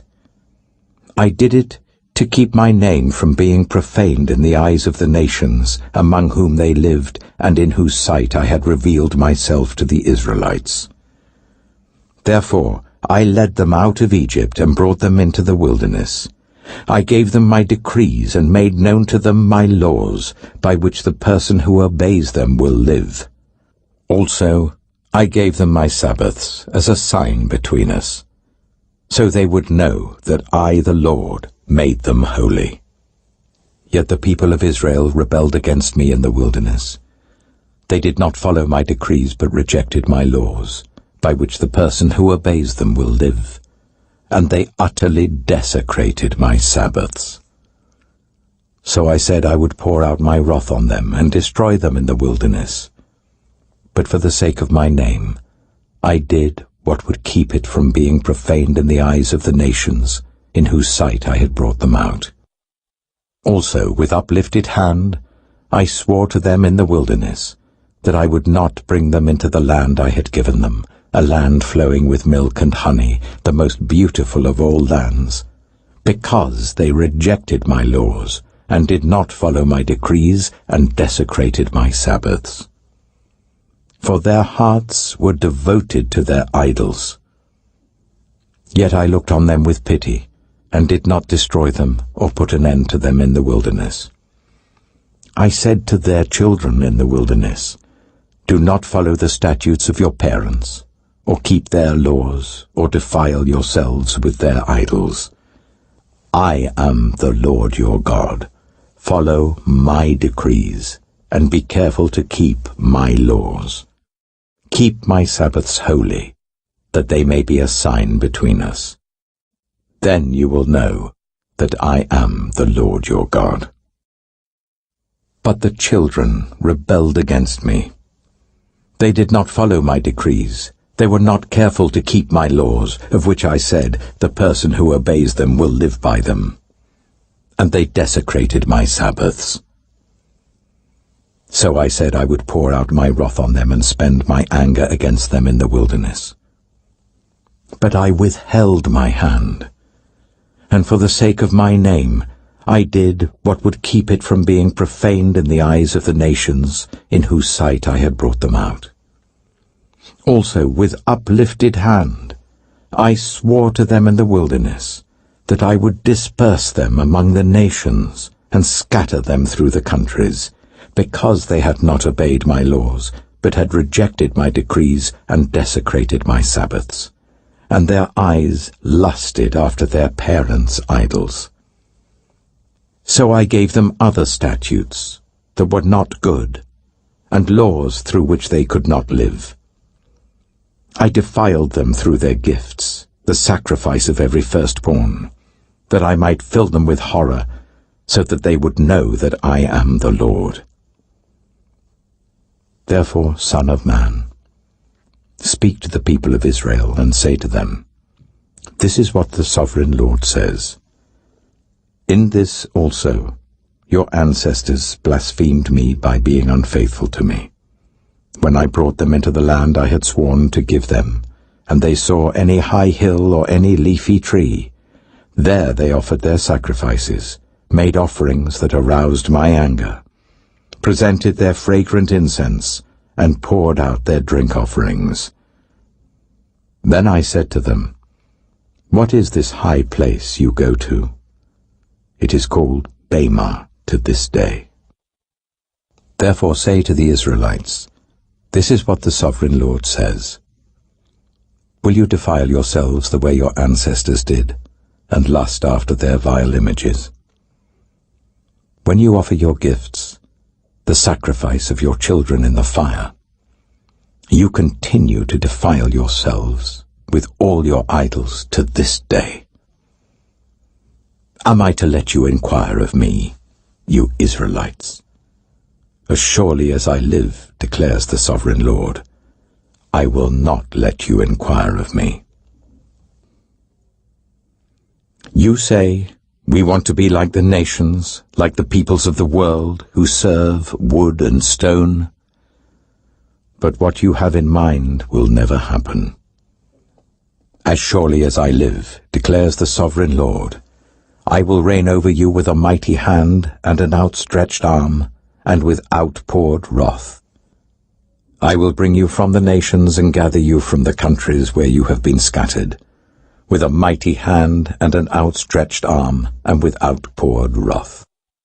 I will bring you into the wilderness of the nations, and there, face to face, I will execute judgment upon you. As I judged your ancestors in the wilderness of the land of Egypt, so I will judge you, declares the sovereign Lord. I will take note of you as you pass under my rod, and I will bring you into the bond of the covenant.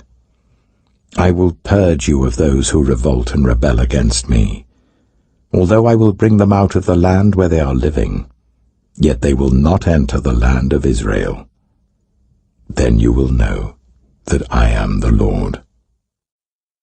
As for you, people of Israel, this is what the sovereign Lord says. Go and serve your idols, every one of you. But afterwards, you will surely listen to me and no longer profane my holy name with your gifts and idols. For on my holy mountain, the high mountain of Israel, declares the sovereign Lord, there in the land all the people of Israel will serve me, and there I will accept them. There I will require your offerings and your choice gifts, along with all your holy sacrifices. I will accept you as fragrant incense when I bring you out from the nations and gather you from the countries where you have been scattered. And I will be proved holy through you in the sight of the nations. Then you will know that I am the Lord, when I bring you into the land of Israel, the land I had sworn with uplifted hand to give to your ancestors. There you will remember your conduct and all the actions by which you have defiled yourselves, and you will loathe yourselves for all the evil you have done. You will know that I am the Lord, when I deal with you for my name's sake, and not according to your evil ways and your corrupt practices, you people of Israel, declares the sovereign Lord. The word of the Lord came to me. Son of man, set your face towards the south. Preach against the south, and prophesy against the forest of the southland. Say to the southern forest, hear the word of the Lord. This is what the sovereign Lord says. I am about to set fire to you, and it will consume all your trees, both green and dry. The blazing flame will not be quenched, and every face from south to north will be scorched by it.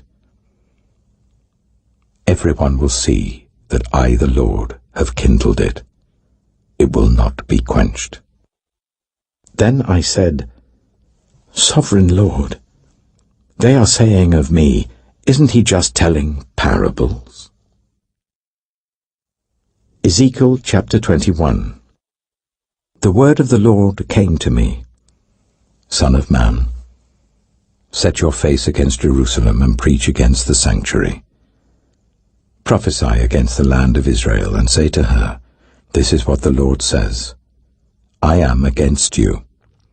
I will draw my sword from its sheath and cut off from you both the righteous and the wicked. Because I am going to cut off the righteous and the wicked, my sword will be unsheathed against everyone from south to north. Then all people will know that I, the Lord, have drawn my sword from its sheath. It will not return again. Therefore groan, Son of man. Groan before them with broken heart and bitter grief. And when they ask you, why are you groaning? You shall say, because of the news that is coming. Every heart will melt with fear, and every hand grow limp. Every spirit will become faint, and every leg will be wet with urine. It is coming. It will surely take place, declares the sovereign Lord. The word of the Lord came to me. Son of man, prophesy and say, this is what the Lord says. A sword, sharpened and polished, sharpened for the slaughter, polished to flash like lightning. Shall we rejoice in the scepter of my royal son? The sword despises every such stick. The sword is appointed to be polished, to be grasped with the hand. It is sharpened and polished, made ready for the hand of the slayer. Cry out and wail, Son of man, for it is against my people, it is against all the princes of Israel. They are thrown to the sword along with my people. Therefore beat your breast. Testing will surely come. And what if even the scepter, which the sword despises, does not continue, declares the sovereign Lord.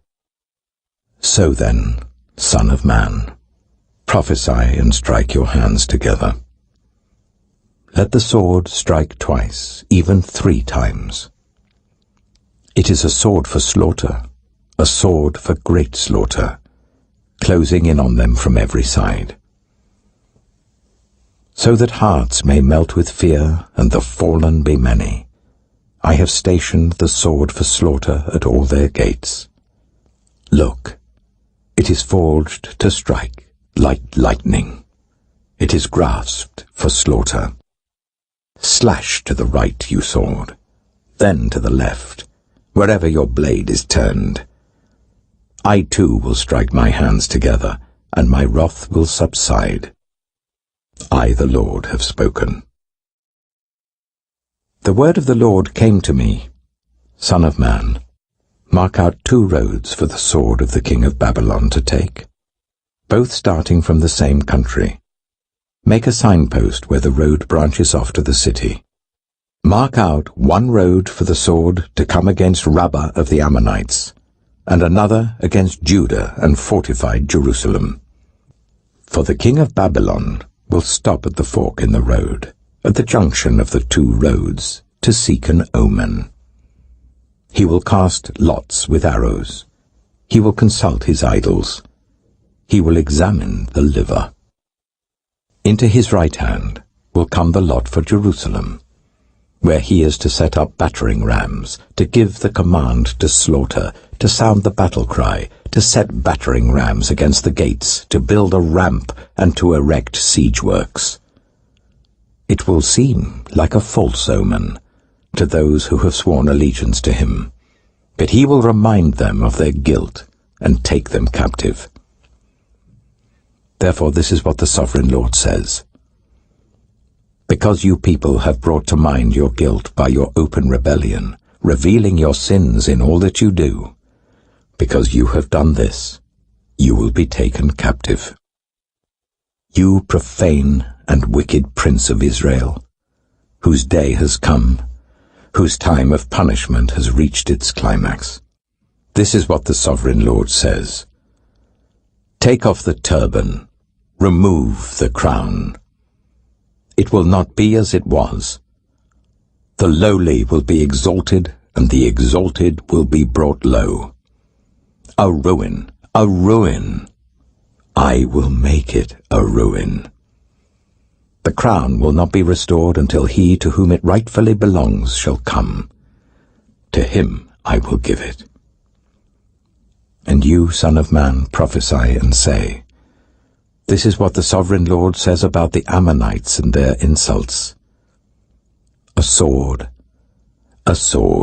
drawn for the slaughter, polished to consume and to flash like lightning. Despite false visions concerning you, and lying divinations about you, it will be laid on the necks of the wicked who are to be slain, whose day has come, whose time of punishment has reached its climax. Let the sword return to its sheath. In the place where you were created, in the land of your ancestry, I will judge you. I will pour out my wrath on you and breathe out my fiery anger against you. I will deliver you into the hands of brutal men, men skilled in destruction. You will be fuel for the fire. Your blood will be shed in your land. You will be remembered no more. For I, the Lord, have spoken. Ezekiel chapter 22. The word of the Lord came to me, Son of man, will you judge her? Will you judge this city of bloodshed? Then confront her with all her detestable practices and say, This is what the Sovereign Lord says. You city that brings on herself doom by shedding blood in her midst, and defiles herself by making idols. You have become guilty because of the blood you have shed, and have become defiled by the idols you have made. You have brought your days to a close, and the end of your years has come. Therefore, I will make you an object of scorn to the nations, and a laughingstock to all the countries. Those who are near and those who are far away will mock you, you infamous city, full of turmoil. See how each of the princes of Israel, who are in you, uses his power to shed blood. In you they have treated father and mother with contempt. In you they have oppressed the foreigner and ill-treated the fatherless and the widow. You have despised my holy things and desecrated my Sabbaths. In you are slanderers who are bent on shedding blood. In you are those who eat at the mountain shrines and commit lewd acts. In you are those who dishonor their father's bed. In you are those who violate women during their period, when they are ceremonially unclean. In you, one man commits a detestable offense with his neighbor's wife, another shamefully defiles his daughter-in-law, and another violates his sister, his own father's daughter. In you are people who accept bribes to shed blood. You take interest to make a profit from the poor. You extort unjust gain from your neighbors, and you have forgotten me, declares the Sovereign Lord. I will surely strike my hands together at the unjust gain you have made, and at the blood you have shed in your midst. Will your courage endure, or your hands be strong in the day I deal with you? I, the Lord, have spoken, and I will do it. I will disperse you among the nations, and scatter you through the countries. And I will put an end to your uncleanness. When you have been defiled in the eyes of the nations, you will know that I am the Lord. Then the word of the Lord came to me, Son of man, the people of Israel have become dross to me. All of them are the copper, tin, iron, and lead left inside a furnace. They are but the dross of silver. Therefore this is what the Sovereign Lord says, because you have all become dross, I will gather you into Jerusalem. As silver, copper, iron, lead, and tin are gathered into a furnace to be melted with a fiery blast, so will I gather you in my anger and my wrath, and put you inside the city and melt you. I will gather you, and I will blow on you with my fiery wrath, and you will be melted inside her. As silver is melted in a furnace, so you will be melted inside her, and you will know that I, the Lord, have poured out my wrath on you. Again the word of the Lord came to me, Son of man, say to the land, You are a land that has not been cleansed or rained on in the day of wrath. There is a conspiracy of her princes within her, like a roaring lion tearing its prey. They devour people, take treasures and precious things, and make many widows within her. Her priests do violence to my law, and profane my holy things. They do not distinguish between the holy and the common.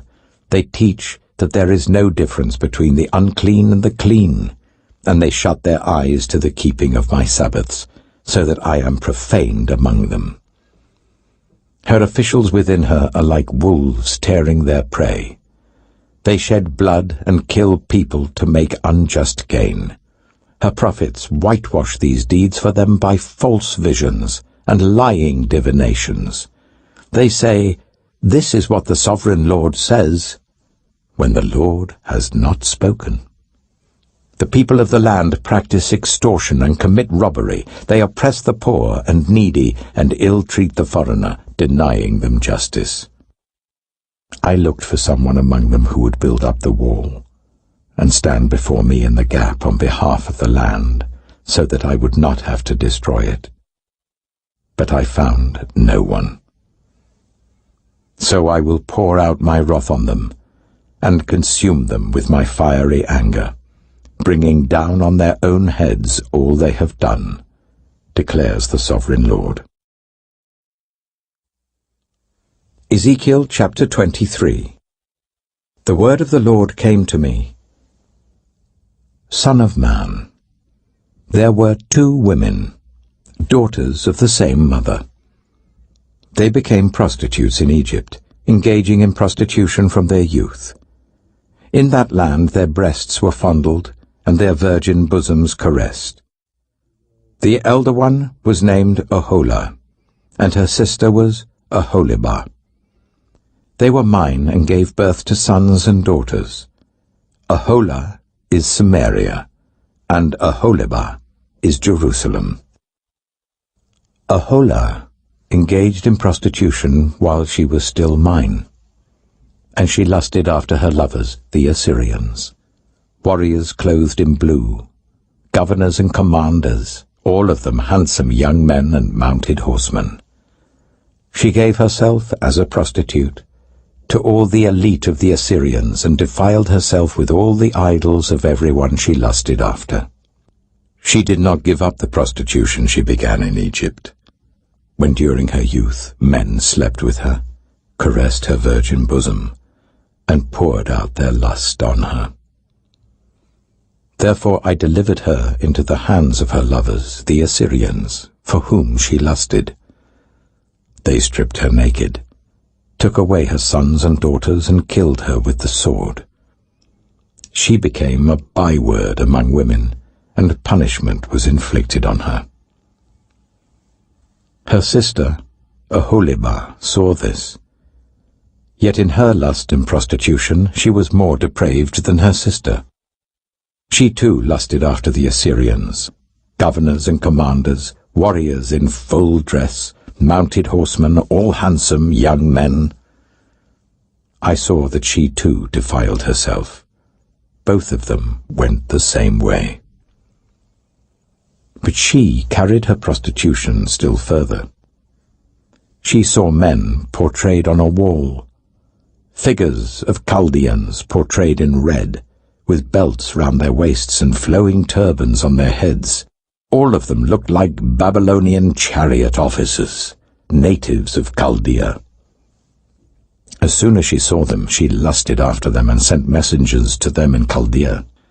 Then the Babylonians came to her to the bed of love, and in their lust they defiled her. After she had been defiled by them, she turned away from them in disgust. When she carried on her prostitution openly and exposed her naked body, I turned away from her in disgust, just as I had turned away from her sister. Yet she became more and more promiscuous, as she recalled the days of her youth, when she was a prostitute in Egypt. There she lusted after her lovers, whose genitals were like those of donkeys, and whose emission was like that of horses.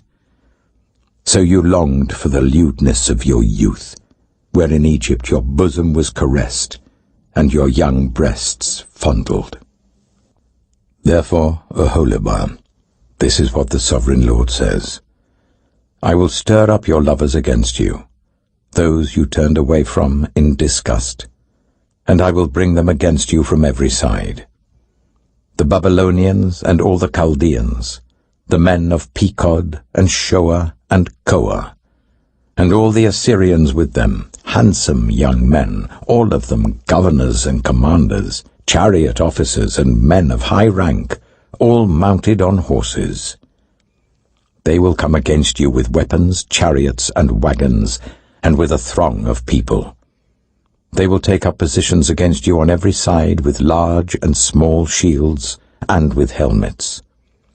I will turn you over to them for punishment, and they will punish you according to their standards. I will direct my jealous anger against you, and they will deal with you in fury. They will cut off your noses and your ears, and those of you who are left will fall by the sword. They will take away your sons and daughters, and those of you who are left will be consumed by fire. They will also strip you of your clothes and take your fine jewelry. So I will put a stop to the lewdness and prostitution you began in Egypt. You will not look on these things with longing or remember Egypt any more. For this is what the Sovereign Lord says. I am about to deliver you into the hands of those you hate, to those you turned away from in disgust. They will deal with you in hatred and take away everything you have worked for. They will leave you stark naked, and the shame of your prostitution will be exposed.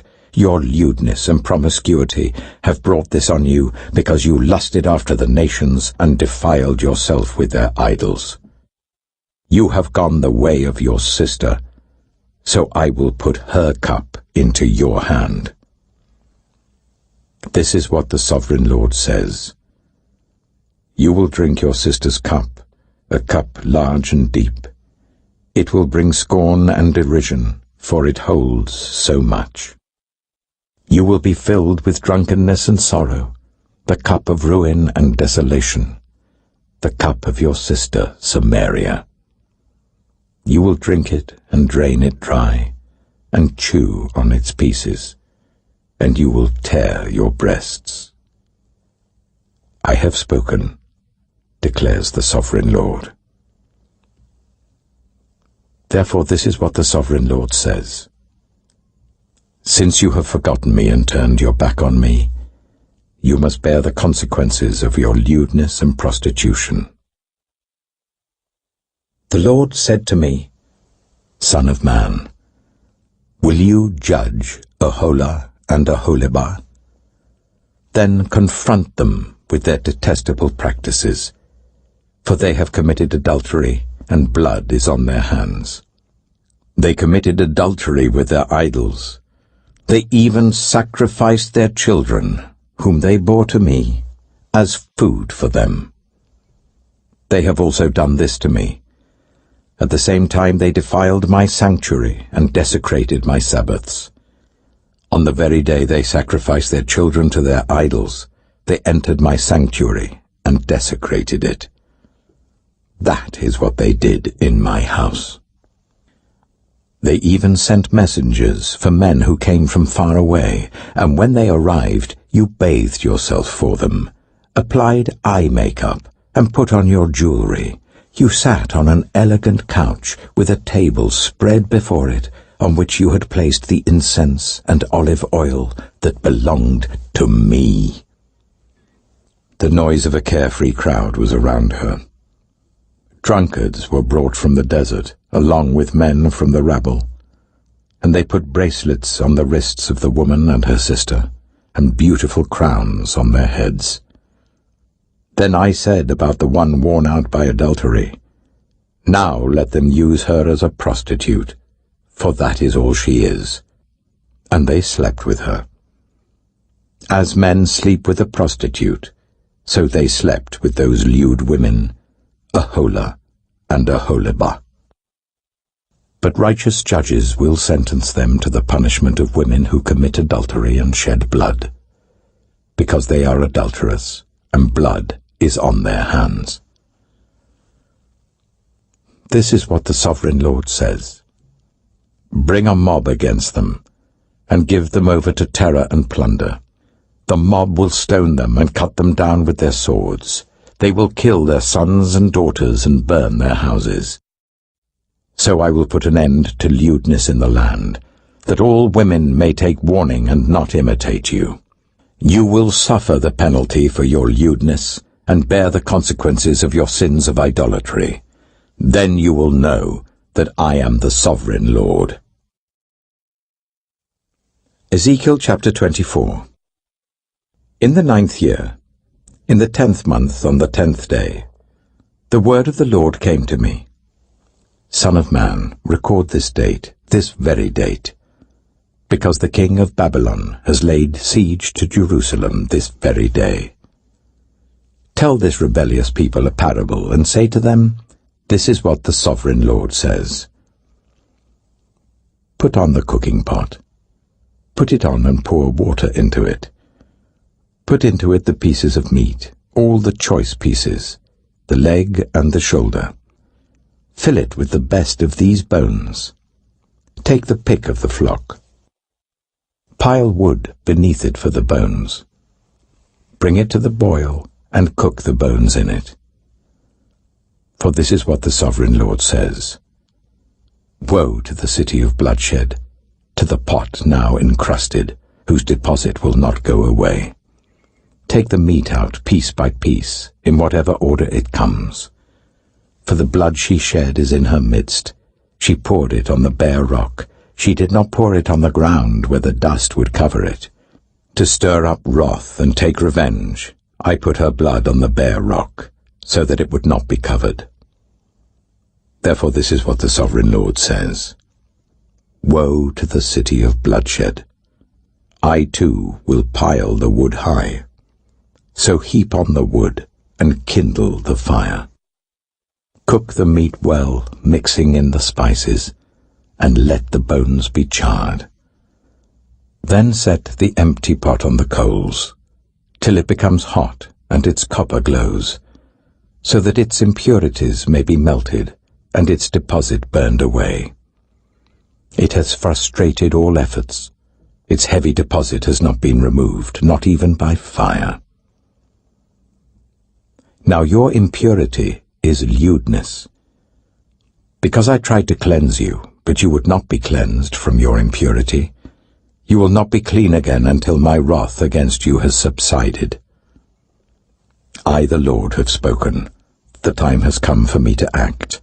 I will not hold back. I will not have pity, nor will I relent. You will be judged according to your conduct and your actions, declares the Sovereign Lord. The word of the Lord came to me. Son of man, with one blow I am about to take away from you the delight of your eyes. Yet do not lament, or weep, or shed any tears. Groan quietly. Do not mourn for the dead. Keep your turban fastened and your sandals on your feet. Do not cover your moustache and beard, or eat the customary food of mourners. So I spoke to the people in the morning, and in the evening my wife died. The next morning I did as I had been commanded. Then the people asked me, "Won't you tell us what these things have to do with us? Why are you acting like this?" So I said to them, "The word of the Lord came to me. Say to the people of Israel, this is what the Sovereign Lord says. I am about to desecrate my sanctuary, the stronghold in which you take pride, the delight of your eyes, the object of your affection. The sons and daughters you left behind will fall by the sword. And you will do as I have done. You will not cover your moustache and beard, or eat the customary food of mourners. You will keep your turbans on your heads and your sandals on your feet. You will not mourn or weep, but will waste away because of your sins and groan among yourselves. Ezekiel will be a sign to you. You will do just as he has done. When this happens, you will know that I am the Sovereign Lord. And you, Son of man, on the day I take away their stronghold, their joy and glory, the delight of their eyes, their heart's desire, and their sons and daughters as well, on that day a fugitive will come to tell you the news. At that time your mouth will be opened. You will speak with him and will no longer be silent. So you will be a sign to them, and they will know that I am the Lord. Ezekiel chapter 25. The word of the Lord came to me. Son of man, set your face against the Ammonites and prophesy against them. Say to them, hear the word of the Sovereign Lord. This is what the Sovereign Lord says. Because you said, Aha, over my sanctuary, when it was desecrated, and over the land of Israel when it was laid waste, and over the people of Judah when they went into exile. Therefore I am going to give you to the people of the east as a possession. They will set up their camps and pitch their tents among you. They will eat your fruit and drink your milk. I will turn Rabbah into a pasture for camels, and Ammon into a resting place for sheep. Then you will know that I am the Lord. For this is what the Sovereign Lord says. Because you have clapped your hands and stamped your feet, rejoicing with all the malice of your heart against the land of Israel, therefore I will stretch out my hand against you, and give you as plunder to the nations. I will wipe you out from among the nations, and exterminate you from the countries. I will destroy you, and you will know that I am the Lord. This is what the Sovereign Lord says. Because Moab and Seir said, Look, Judah has become like all the other nations. Therefore I will expose the flank of Moab, beginning at its frontier towns, Beth-Jeshimoth, Baal-Meon, and Kiriathaim, the glory of that land. I will give Moab along with the Ammonites to the people of the east as a possession, so that the Ammonites will not be remembered among the nations. And I will inflict punishment on Moab. Then they will know that I am the Lord. This is what the sovereign Lord says. Because Edom took revenge on Judah, and became very guilty by doing so, therefore this is what the sovereign Lord says. I will stretch out my hand against Edom, and kill both man and beast. I will lay it waste, from Teman to Dedan they will fall by the sword. I will take vengeance on Edom by the hand of my people Israel, and they will deal with Edom in accordance with my anger and my wrath. They will know my vengeance, declares the sovereign Lord. This is what the sovereign Lord says. Because the Philistines acted in vengeance, and took revenge with malice in their hearts, and with ancient hostility sought to destroy Judah, therefore this is what the sovereign Lord says. I am about to stretch out my hand against the Philistines. I will wipe out the Kerethites, and destroy those remaining along the coast. I will carry out great vengeance on them, and punish them in my wrath. Then they will know that I am the Lord, when I take vengeance on them. Ezekiel chapter 26. In the 11th month of the 12th year, on the first day of the month, the word of the Lord came to me. Son of man, because Tyre has said of Jerusalem, Aha! The gate to the nations is broken, and its doors have swung open to me. Now that she lies in ruins, I will prosper. Therefore this is what the sovereign Lord says. I am against you, Tyre, and I will bring many nations against you, like the sea casting up its waves. They will destroy the walls of Tyre, and pull down her towers. I will scrape away her rubble, and make her a bare rock. Out in the sea she will become a place to spread fishing nets, for I have spoken, declares the sovereign Lord. She will become plunder for the nations, and her settlements on the mainland will be ravaged by the sword. Then they will know that I am the Lord. For this is what the sovereign Lord says. From the north I am going to bring against Tyre Nebuchadnezzar, king of Babylon, king of kings, with horses and chariots, with horsemen and a great army. He will ravage your settlements on the mainland with the sword. He will set up siege works against you, build a ramp up to your walls, and raise his shields against you. He will direct the blows of his battering rams against your walls, and demolish your towers with his weapons. His horses will be so many that they will cover you with dust. Your walls will tremble at the noise of the war horses, wagons, and chariots when he enters your gates, as men enter a city whose walls have been broken through. The hooves of his horses will trample all your streets. He will kill your people with the sword, and your strong pillars will fall to the ground. They will plunder your wealth and loot your merchandise. They will break down your walls and demolish your fine houses and throw your stones, timber, and rubble into the sea. I will put an end to your noisy songs, and the music of your harps will be heard no more. I will make you a bare rock, and you will become a place to spread fishing nets. You will never be rebuilt. For I, the Lord, have spoken, declares the sovereign Lord. This is what the sovereign Lord says to Tyre. Will not the coastlands tremble at the sound of your fall, when the wounded groan and the slaughter takes place in you? Then all the princes of the coast will step down from their thrones and lay aside their robes and take off their embroidered garments. Clothed with terror, they will sit on the ground, trembling every moment, appalled at you. Then they will take up a lament concerning you, and say to you, How you are destroyed, city of renown, peopled by men of the sea. You were a power on the seas, you and your citizens. You put your terror on all who lived there. Now the coastlands tremble on the day of your fall. The islands in the sea are terrified at your collapse. This is what the Sovereign Lord says.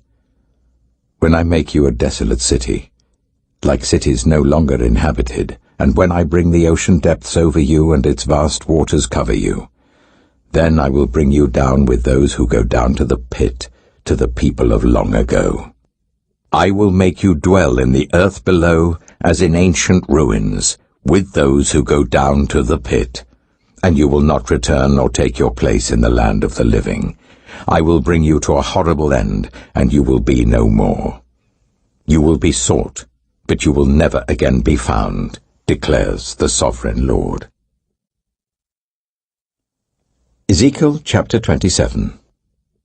The word of the Lord came to me, Son of man, take up a lament concerning Tyre. Say to Tyre, situated at the gateway to the sea, merchant of peoples on many coasts, this is what the Sovereign Lord says. You say, Tyre, I am perfect in beauty. Your domain was on the high seas. Your builders brought your beauty to perfection. They made all your timbers of juniper from Sinir. They took a cedar from Lebanon to make a mast for you. Of oaks from Bashan they made your oars. Of cypress wood from the coasts of Cyprus they made your deck adorned with ivory. Fine embroidered linen from Egypt was your sail and served as your banner. Your awnings were of blue and purple from the coasts of Elisha. Men of Sidon and Arphad were your oarsmen. Your skilled men, Tyre, were aboard as your sailors. Veteran craftsmen of Byblos were on board as shipwrights to caulk your seams. All the ships of the sea and their sailors came alongside to trade for your wares. Men of Persia, Lydia, and Put served as soldiers in your army. They hung their shields and helmets on your walls, bringing you splendor. Men of Arphad and Helek guarded your walls on every side. Men of Garmad were in your towers. They hung their shields around your walls. They brought your beauty to perfection. Tarshish did business with you because of your great wealth of goods. They exchanged silver, iron, tin, and lead for your merchandise. Greece, Tubal, and Meshech did business with you. They traded human beings and articles of bronze for your wares. Men of Beth Togarmah exchanged chariot horses, cavalry horses, and mules for your merchandise. The men of Rhodes traded with you, and many coastlands were your customers. They paid you with ivory tusks and ebony. Aram did business with you because of your many products. They exchanged turquoise, purple fabric, embroidered work, fine linen, coral, and rubies for your merchandise. Judah and Israel traded with you. They exchanged wheat from Minnith and confections, honey, olive oil, and balm for your wares. Damascus did business with you because of your many products and great wealth of goods. They offered wine from Helbon, wool from Zahar, and casks of wine from Izal in exchange for your wares. Wrought iron, cassia, and calamus. Dedan traded in saddle blankets with you. Arabia and all the princes of Kedar were your customers. They did business with you in lambs, rams, and goats. The merchants of Sheba and Reumah traded with you. For your merchandise they exchanged the finest of all kinds of spices and precious stones and gold. Haran, Canaan, and Eden, and merchants of Sheba, Ashur, and Gilmad traded with you. In your marketplace they traded with you beautiful garments, blue fabric, embroidered work, and multicolored rugs with cords twisted and tightly knotted. The ships of Tarshish serve as carriers for your wares. You are filled with heavy cargo as you sail the sea. Your oarsmen take you out to the high seas. But the east wind will break you to pieces far out at sea. Your wealth, merchandise, and wares, your mariners, sailors, and shipwrights, your merchants, and all your soldiers, and everyone else on board, will sink into the heart of the sea on the day of your shipwreck. The shorelands will quake when your sailors cry out. All who handle the oars will abandon their ships. The mariners and all the sailors will stand on the shore. They will raise their voice and cry bitterly over you. They will sprinkle dust on their heads and roll in ashes. They will shave their heads because of you and will put on sackcloth. They will weep over you with anguish of soul and with bitter mourning. As they wail and mourn over you, they will take up a lament concerning you. Who was ever silenced like Tyre, surrounded by the sea? When your merchandise went out on the seas, you satisfied many nations. With your great wealth and your wares, you enriched the kings of the earth. Now you are shattered by the sea in the depths of the waters. Your wares and all your company have gone down with you. All who live in the coastlands are appalled at you. Their kings shudder with horror, and their faces are distorted with fear. The merchants among the nations scoff at you. You have come to a horrible end, and will be no more. Ezekiel chapter 28. The word of the Lord came to me. Son of man, say to the ruler of Tyre, this is what the sovereign Lord says. In the pride of your heart you say, I am a god.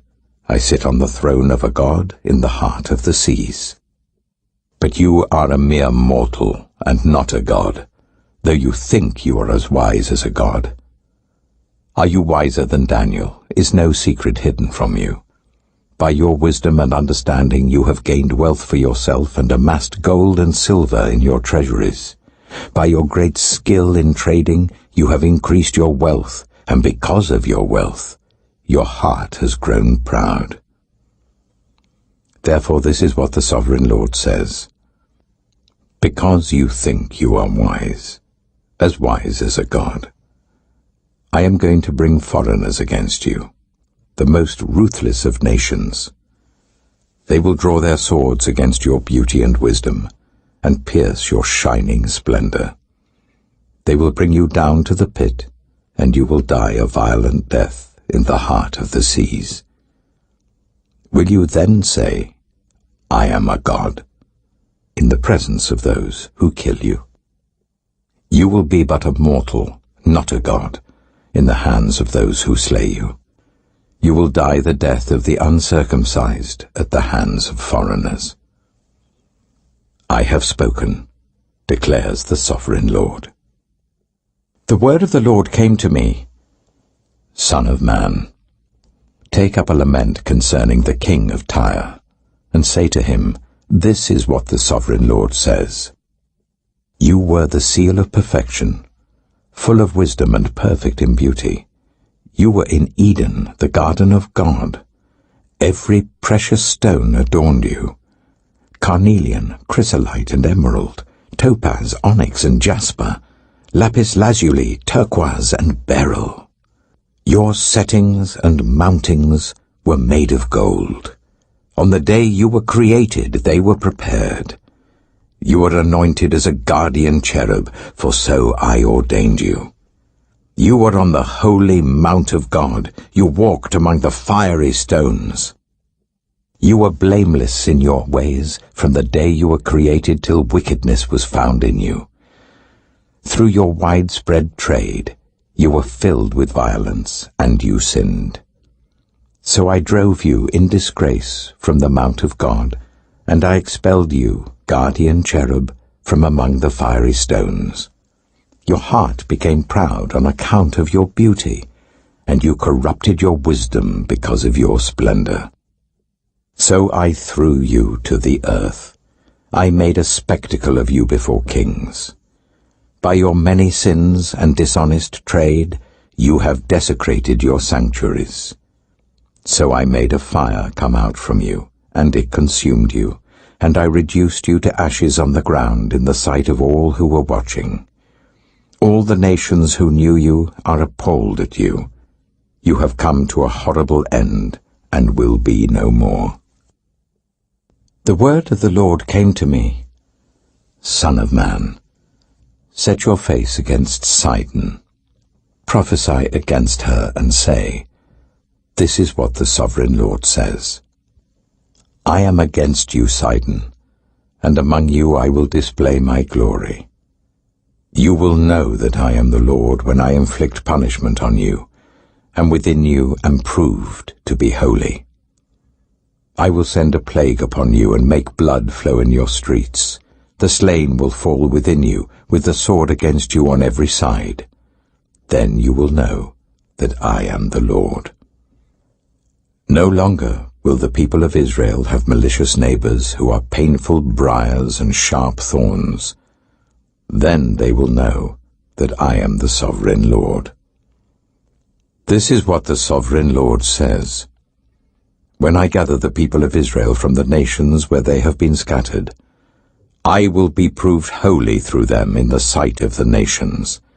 Then they will live in their own land, which I gave to my servant Jacob.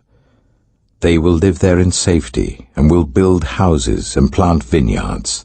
They will live in safety when I inflict punishment on all their neighbors who maligned them. Then they will know that I am the Lord, their God.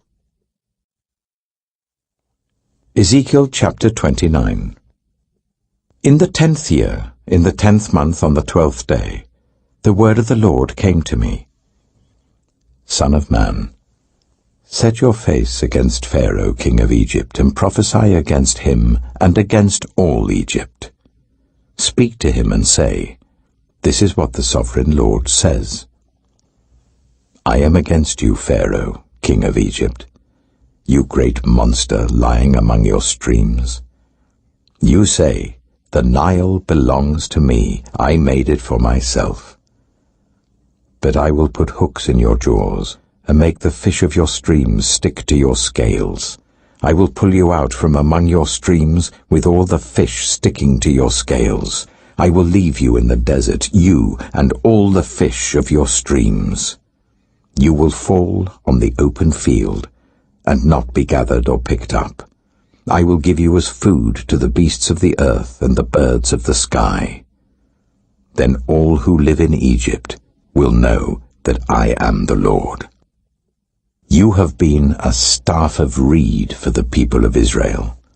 When they grasped you with their hands, you splintered, and you tore open their shoulders. When they leaned on you, you broke, and their backs were wrenched. Therefore this is what the Sovereign Lord says. I will bring a sword against you and kill both man and beast. Egypt will become a desolate wasteland. Then they will know that I am the Lord.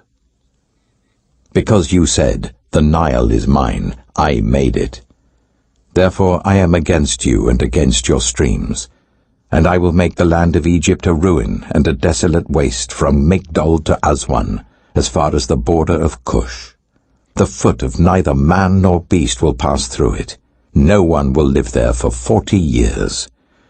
I will make the land of Egypt desolate among devastated lands, and her cities will lie desolate for 40 years among ruined cities.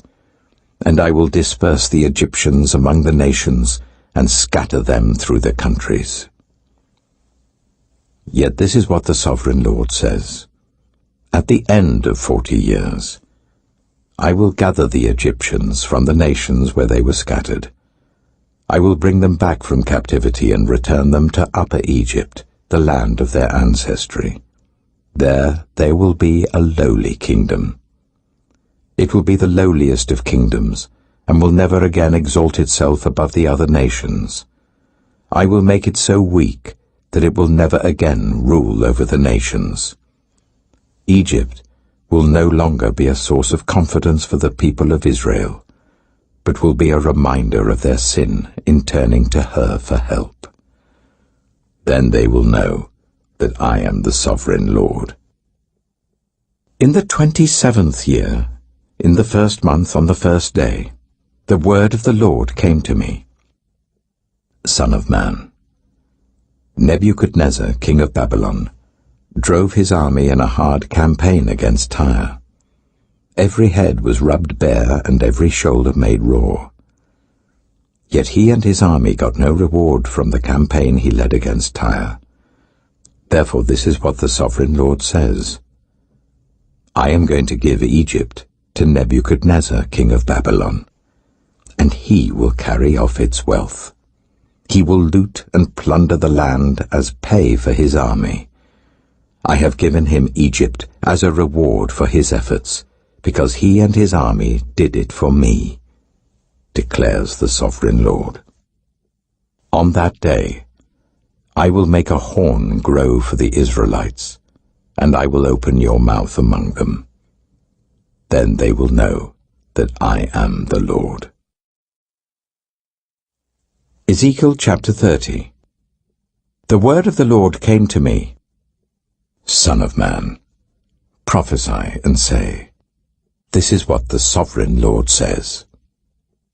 Wail and say, alas for that day! For the day is near, the day of the Lord is near, a day of clouds, a time of doom for the nations. A sword will come against Egypt, and anguish will come upon Cush. Where the slain fall in Egypt, her wealth will be carried away, and her foundations torn down. Cush and Libya, Lydia and all Arabia, Cub and the people of the covenant land will fall by the sword along with Egypt. This is what the Lord says. The allies of Egypt will fall, and her proud strength will fail. From Migdol to Aswan they will fall by the sword within her, declares the Sovereign Lord. They will be desolate among desolate lands, and their cities will lie among ruined cities. Then they will know that I am the Lord, when I set fire to Egypt, and all her helpers are crushed. On that day, messengers will go out from me in ships, to frighten Cush out of her complacency. Anguish will take hold of them on the day of Egypt's doom, for it is sure to come. This is what the Sovereign Lord says. I will put an end to the hordes of Egypt by the hand of Nebuchadnezzar, king of Babylon. He and his army, the most ruthless of nations, will be brought in to destroy the land. They will draw their swords against Egypt, and fill the land with the slain. I will dry up the waters of the Nile, and sell the land to an evil nation. By the hand of foreigners I will lay waste the land and everything in it. I, the Lord, have spoken. This is what the Sovereign Lord says. I will destroy the idols, and put an end to the images in Memphis. No longer will there be a prince in Egypt, and I will spread fear throughout the land. I will lay waste Upper Egypt, set fire to Zoan, and inflict punishment on Thebes. I will pour out my wrath on Pelusium, the stronghold of Egypt, and wipe out the hordes of Thebes. I will set fire to Egypt. Pelusium will writhe in agony. Thebes will be taken by storm. Memphis will be in constant distress. The young men of Heliopolis and Bubastis will fall by the sword, and the cities themselves will go into captivity. Dark will be the day at Tahpanhes, when I break the yoke of Egypt. There her proud strength will come to an end. She will be covered with clouds, and her villages will go into captivity. So I will inflict punishment on Egypt, and they will know that I am the Lord. In the 11th year, in the 1st month on the 7th day, the word of the Lord came to me. Son of man, I have broken the arm of Pharaoh, king of Egypt. It has not been bound up to be healed or put in a splint, so that it may become strong enough to hold a sword. Therefore this is what the Sovereign Lord says. I am against Pharaoh, king of Egypt. I will break both his arms, the good arm as well as the broken one, and make the sword fall from his hand. I will disperse the Egyptians among the nations and scatter them through the countries.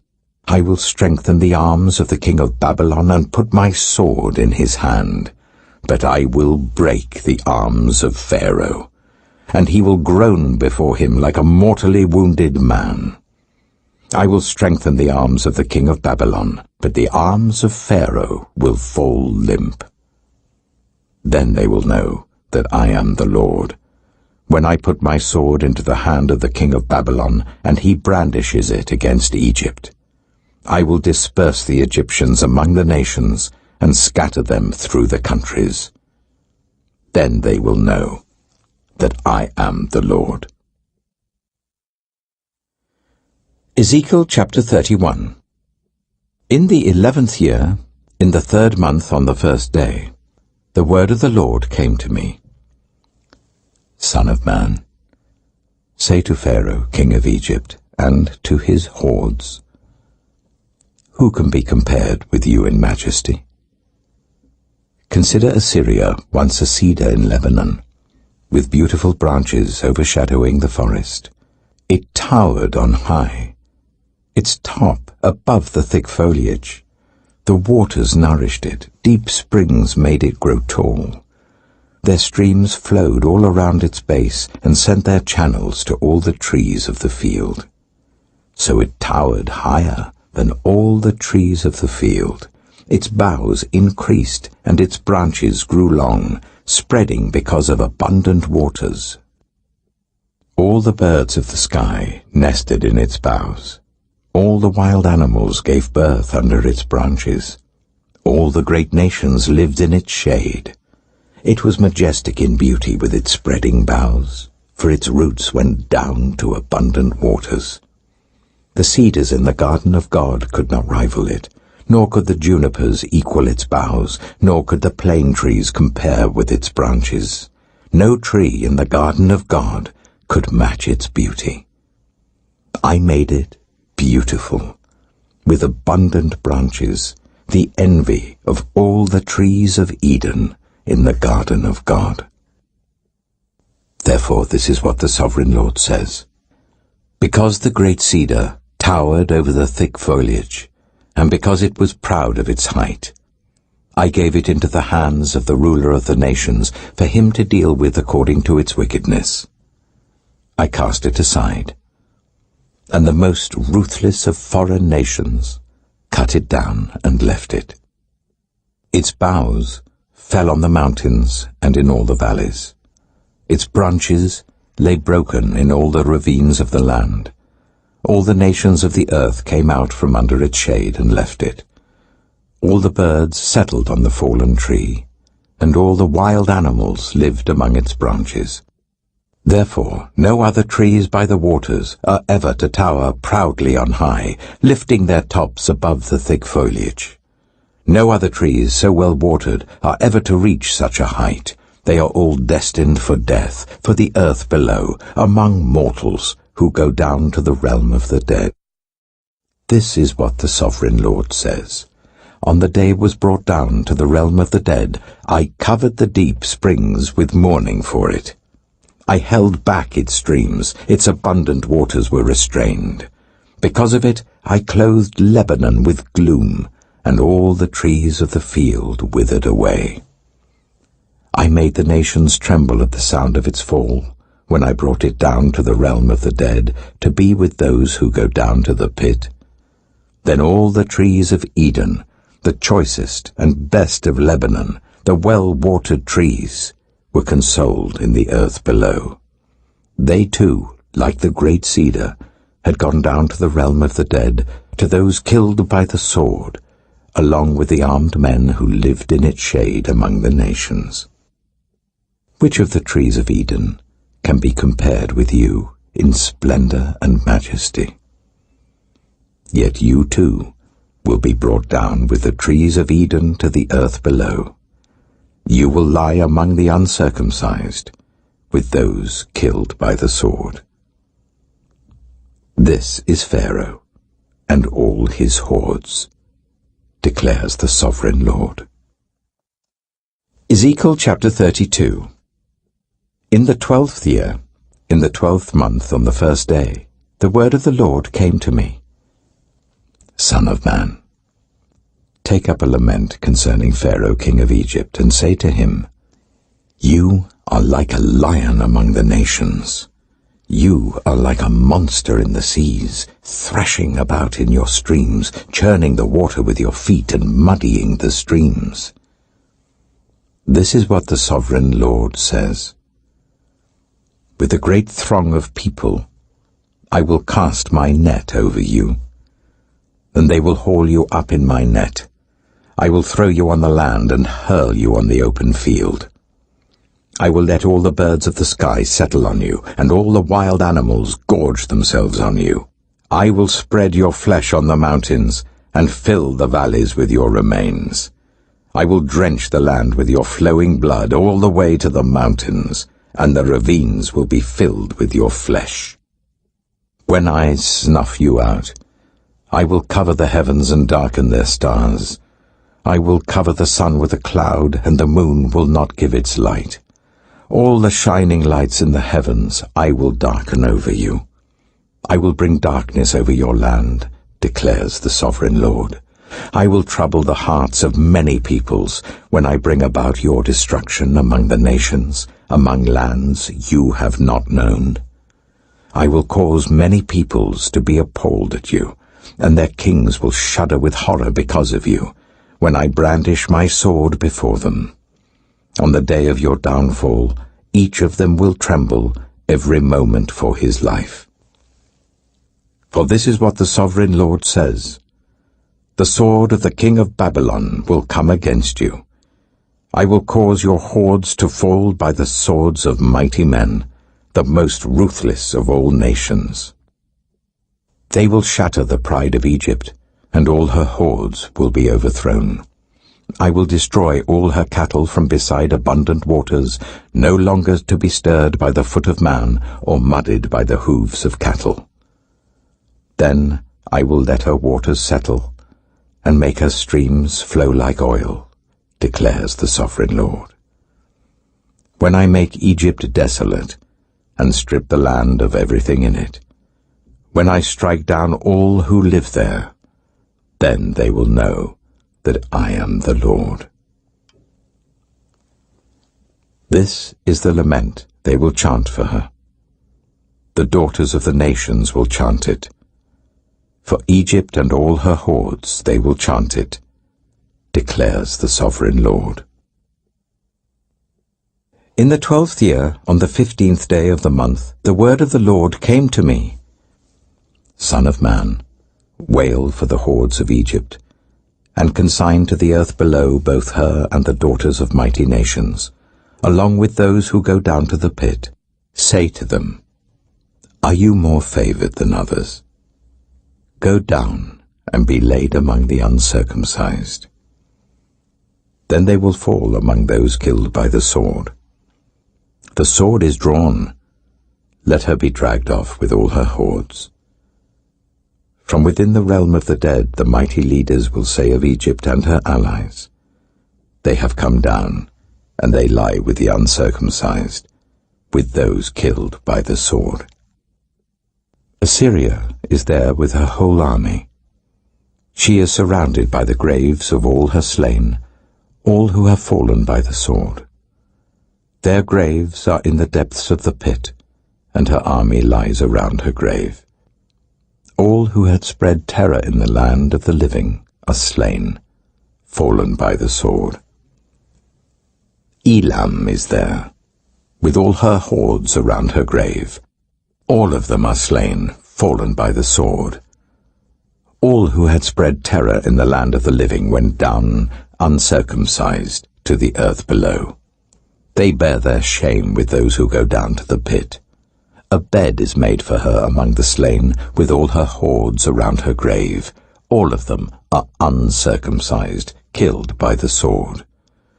Because their terror had spread in the land of the living, they bear their shame with those who go down to the pit. They are laid among the slain. Meshech and Tubal are there, with all their hordes around their graves. All of them are uncircumcised, killed by the sword, because they spread their terror in the land of the living. But they do not lie with the fallen warriors of old, who went down to the realm of the dead with their weapons of war. Their swords placed under their heads, and their shields resting on their bones, though these warriors also had terrorized the land of the living. You too, Pharaoh, will be broken and will lie among the uncircumcised, with those killed by the sword. Edom is there. Her kings and all her princes, despite their power, they are laid with those killed by the sword. They lie with the uncircumcised, with those who go down to the pit. All the princes of the north and all the Sidonians are there. They went down with the slain in disgrace, despite the terror caused by their power. They lie uncircumcised, with those killed by the sword, and bear their shame with those who go down to the pit. Pharaoh, he and all his army, will see them, and he will be consoled for all his hordes that were killed by the sword, declares the sovereign Lord. Although I allowed him to spread terror in the land of the living, Pharaoh and all his hordes will be laid among the uncircumcised, with those killed by the sword, declares the sovereign Lord. Ezekiel chapter 33. The word of the Lord came to me. Son of man, speak to your people and say to them, when I bring the sword against a land, and the people of the land choose one of their men and make him their watchman, and he sees the sword coming against the land and blows the trumpet to warn the people, then if anyone hears the trumpet, but does not heed the warning, and the sword comes and takes their life, their blood will be on their own head. Since they heard the sound of the trumpet, but did not heed the warning, their blood will be on their own head. If they had heeded the warning, they would have saved themselves. But if the watchman sees the sword coming and does not blow the trumpet to warn the people, and the sword comes and takes someone's life, that person's life will be taken because of their sin, but I will hold the watchman accountable for their blood. Son of man, I have made you a watchman for the people of Israel. So hear the word I speak, and give them warning from me. When I say to the wicked, you wicked person, you will surely die, and you do not speak out to dissuade them from their ways, that wicked person will die for their sin, and I will hold you accountable for their blood. But if you do warn the wicked person to turn from their ways, and they do not do so, they will die for their sin, though you yourself will be saved. Son of man, say to the Israelites, this is what you are saying, our offenses and sins weigh us down, and we are wasting away because of them. How then can we live? Say to them, as surely as I live, declares the sovereign Lord, I take no pleasure in the death of the wicked, but rather that they turn from their ways and live. Turn from your evil ways. Why will you die, people of Israel? Therefore, Son of man, say to your people, if someone who is righteous disobeys, that person's former righteousness will count for nothing. And if someone who is wicked repents, that person's former wickedness will not bring condemnation.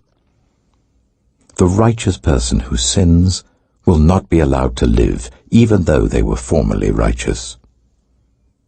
If I tell a righteous person that they will surely live, but then they trust in their righteousness and do evil, none of the righteous things that person has done will be remembered. They will die for the evil they have done.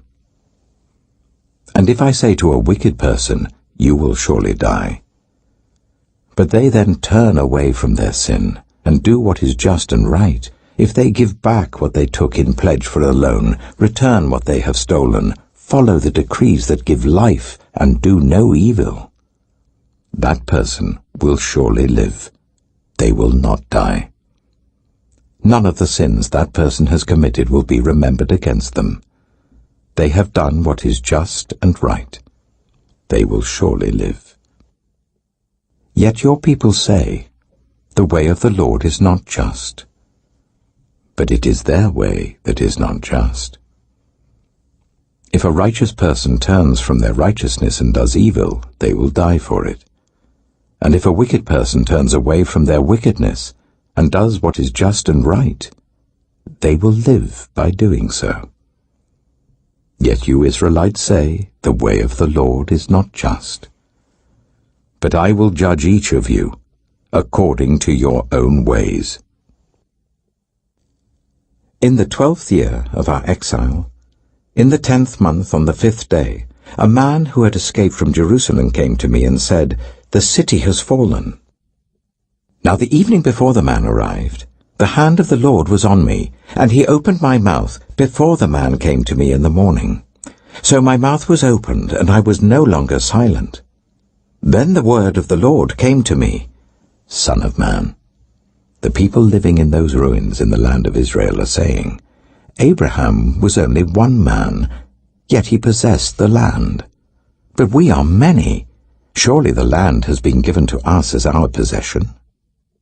Therefore say to them, this is what the sovereign Lord says. Since you eat meat with the blood still in it, and look to your idols and shed blood, should you then possess the land? You rely on your sword, you do detestable things, and each of you defiles his neighbor's wife. Should you then possess the land? Say this to them. This is what the sovereign Lord says. As surely as I live, those who are left in the ruins will fall by the sword. Those out in the country I will give to the wild animals to be devoured, and those in strongholds and caves will die of a plague. I will make the land a desolate waste, and her proud strength will come to an end, and the mountains of Israel will become desolate, so that no one will cross them. Then they will know that I am the Lord, when I have made the land a desolate waste because of all the detestable things they have done. As for you, Son of man, your people are talking together about you by the walls and at the doors of their houses, saying to each other, Come and hear the message that has come from the Lord. My people come to you as they usually do, and sit before you to hear your words, but they do not put them into practice. Their mouths speak of love, but their hearts are greedy for unjust gain.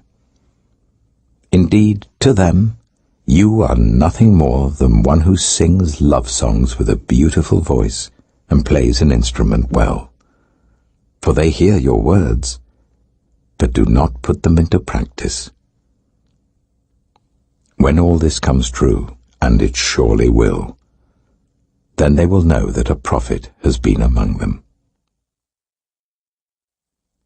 Ezekiel chapter 34. The word of the Lord came to me. Son of man, prophesy against the shepherds of Israel. Prophesy and say to them, This is what the sovereign Lord says. Woe to you shepherds of Israel, who only take care of yourselves. Should not shepherds take care of the flock? You eat the curds, clothe yourselves with the wool, and slaughter the choice animals, but you do not take care of the flock. You have not strengthened the weak, or healed those who are ill, or bound up the injured. You have not brought back the strays, or searched for the lost. You have ruled them harshly and brutally. So they were scattered because there was no shepherd. And when they were scattered, they became food for all the wild animals. My sheep wandered over all the mountains and on every high hill. They were scattered over the whole earth, and no one searched or looked for them. Therefore, you shepherds, hear the word of the Lord. As surely as I live, declares the sovereign Lord, because my flock lacks a shepherd, and so has been plundered and has become food for all the wild animals, and because my shepherds did not search for my flock, but cared for themselves rather than for my flock, therefore you shepherds, hear the word of the Lord. This is what the sovereign Lord says. I am against the shepherds, and will hold them accountable for my flock. I will remove them from tending the flock, so that the shepherds can no longer feed themselves. I will rescue my flock from their mouths, and it will no longer be food for them. For this is what the Sovereign Lord says: I myself will search for my sheep and look after them. As a shepherd looks after his scattered flock when he is with them, so will I look after my sheep. I will rescue them from all the places where they were scattered on a day of clouds and darkness. I will bring them out from the nations and gather them from the countries, and I will bring them into their own land. I will pasture them on the mountains of Israel, in the ravines and in all the settlements in the land. I will tend them in a good pasture, and the mountain heights of Israel will be their grazing land. There they will lie down in good grazing land, and there they will feed in a rich pasture on the mountains of Israel. I myself will tend my sheep and make them lie down, declares the Sovereign Lord. I will search for the lost and bring back the strays. I will bind up the injured and strengthen the weak. But the sleek and the strong I will destroy. I will shepherd the flock with justice. As for you, my flock, this is what the Sovereign Lord says: I will judge between one sheep and another, and between rams and goats. Is it not enough for you to feed on the good pasture? Must you also trample the rest of your pasture with your feet? Is it not enough for you to drink clear water? Must you also muddy the rest with your feet? Must my flock feed on what you have trampled, and drink what you have muddied with your feet? Therefore this is what the Sovereign Lord says to them: See, I myself will judge between the fat sheep and the lean sheep. Because you shove with flank and shoulder, butting all the weak sheep with your horns until you have driven them away, I will save my flock, and they will no longer be plundered. I will judge between one sheep and another. I will place over them one shepherd, my servant David, and he will tend them. He will tend them and be their shepherd. I, the Lord, will be their God, and my servant David will be prince among them. I, the Lord, have spoken. I will make a covenant of peace with them and rid the land of savage beasts, so that they may live in the wilderness and sleep in the forests in safety. I will make them and the places surrounding my hill a blessing. I will send down showers in season. There will be showers of blessing. The trees will yield their fruit, and the ground will yield its crops. The people will be secure in their land. They will know that I am the Lord, when I break the bars of their yoke and rescue them from the hands of those who enslaved them. They will no longer be plundered by the nations, nor will wild animals devour them. They will live in safety, and no one will make them afraid. I will provide for them a land renowned for its crops, and they will no longer be victims of famine in the land, or bear the scorn of the nations. Then they will know that I, the Lord, their God, am with them, and that they, the Israelites, are my people, declares the Sovereign Lord. You are my sheep, the sheep of my pasture, and I am your God, declares the Sovereign Lord. Ezekiel chapter 35. The word of the Lord came to me: Son of man, set your face against Mount Seir, prophesy against it, and say, This is what the Sovereign Lord says: I am against you, Mount Seir, and I will stretch out my hand against you, and make you a desolate waste. I will turn your towns into ruins, and you will be desolate. Then you will know that I am the Lord. Because you harbored an ancient hostility, and delivered the Israelites over to the sword at the time of their calamity, the time their punishment reached its climax. Therefore, as surely as I live, declares the Sovereign Lord, I will give you over to bloodshed, and it will pursue you. Since you did not hate bloodshed, bloodshed will pursue you. I will make Mount Seir a desolate waste, and cut off from it all who come and go. I will fill your mountains with the slain. Those killed by the sword will fall on your hills, and in your valleys, and in all your ravines. I will make you desolate forever. Your towns will not be inhabited. Then you will know that I am the Lord. Because you have said, "These 2 nations and countries will be ours, and we will take possession of them," even though I, the Lord, was there. Therefore, as surely as I live, declares the sovereign Lord, I will treat you in accordance with the anger and jealousy you showed in your hatred of them, and I will make myself known among them when I judge you. Then you will know that I, the Lord, have heard all the contemptible things you have said against the mountains of Israel. You said, "They have been laid waste and have been given over to us to devour." You boasted against me, and spoke against me without restraint, and I heard it. This is what the sovereign Lord says. While the whole earth rejoices, I will make you desolate. Because you rejoiced when the inheritance of Israel became desolate, that is how I will treat you. You will be desolate, Mount Seir, you and all of Edom. Then they will know that I am the Lord. Ezekiel chapter 36. Son of man, prophesy to the mountains of Israel, and say, Mountains of Israel, hear the word of the Lord. This is what the sovereign Lord says. The enemy said of you, Ha ha! The ancient heights have become our possession. Therefore prophesy and say, This is what the sovereign Lord says. Because they have ravaged and crushed you from every side, so that you became the possession of the rest of the nations, and the object of people's malicious talk and slander. Therefore, mountains of Israel, hear the word of the sovereign Lord.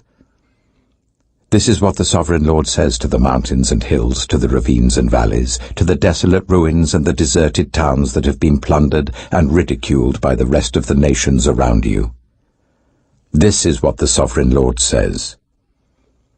In my burning zeal I have spoken against the rest of the nations, and against Edom, for with glee and with malice in their hearts they made my land their possession, so that they might plunder its pasture land.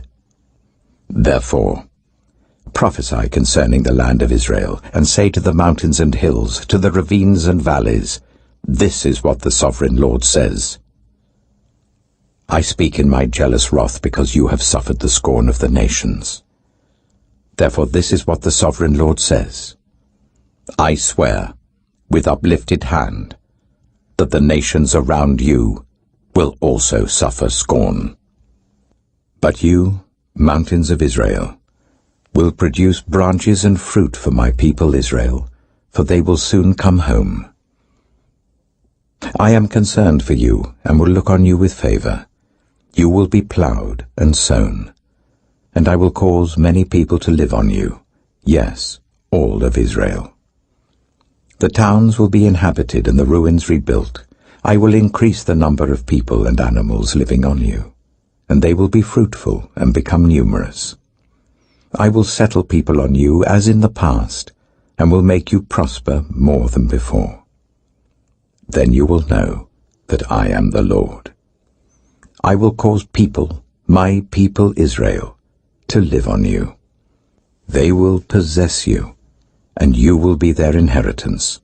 You will never again deprive them of their children. This is what the sovereign Lord says. Because some say to you, You devour people and deprive your nation of its children. Therefore, you will no longer devour people or make your nation childless, declares the sovereign Lord. No longer will I make you hear the taunts of the nations, and no longer will you suffer the scorn of the peoples or cause your nation to fall, declares the sovereign Lord. Again the word of the Lord came to me, Son of man. When the people of Israel were living in their own land, they defiled it by their conduct and their actions.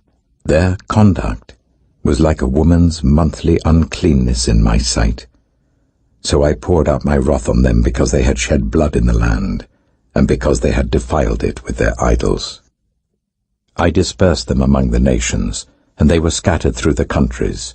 I judged them according to their conduct and their actions. And wherever they went among the nations, they profaned my holy name, for it was said of them, "These are the Lord's people," and yet they had to leave his land. I had concern for my holy name, which the people of Israel profaned among the nations where they had gone. Therefore say to the Israelites, "This is what the Sovereign Lord says. It is not for your sake, people of Israel, that I am going to do these things, but for the sake of my holy name, which you have profaned among the nations where you have gone. I will show the holiness of my great name, which has been profaned among the nations, the name you have profaned among them. Then the nations will know that I am the Lord, declares the Sovereign Lord, when I am proved holy through you before their eyes. For I will take you out of the nations. I will gather you from all the countries and bring you back into your own land. I will sprinkle clean water on you, and you will be clean. I will cleanse you from all your impurities and from all your idols. I will give you a new heart and put a new spirit in you. I will remove from you your heart of stone and give you a heart of flesh. And I will put my spirit in you and move you to follow my decrees and be careful to keep my laws. Then you will live in the land I gave your ancestors. You will be my people, and I will be your God. I will save you from all your uncleanness.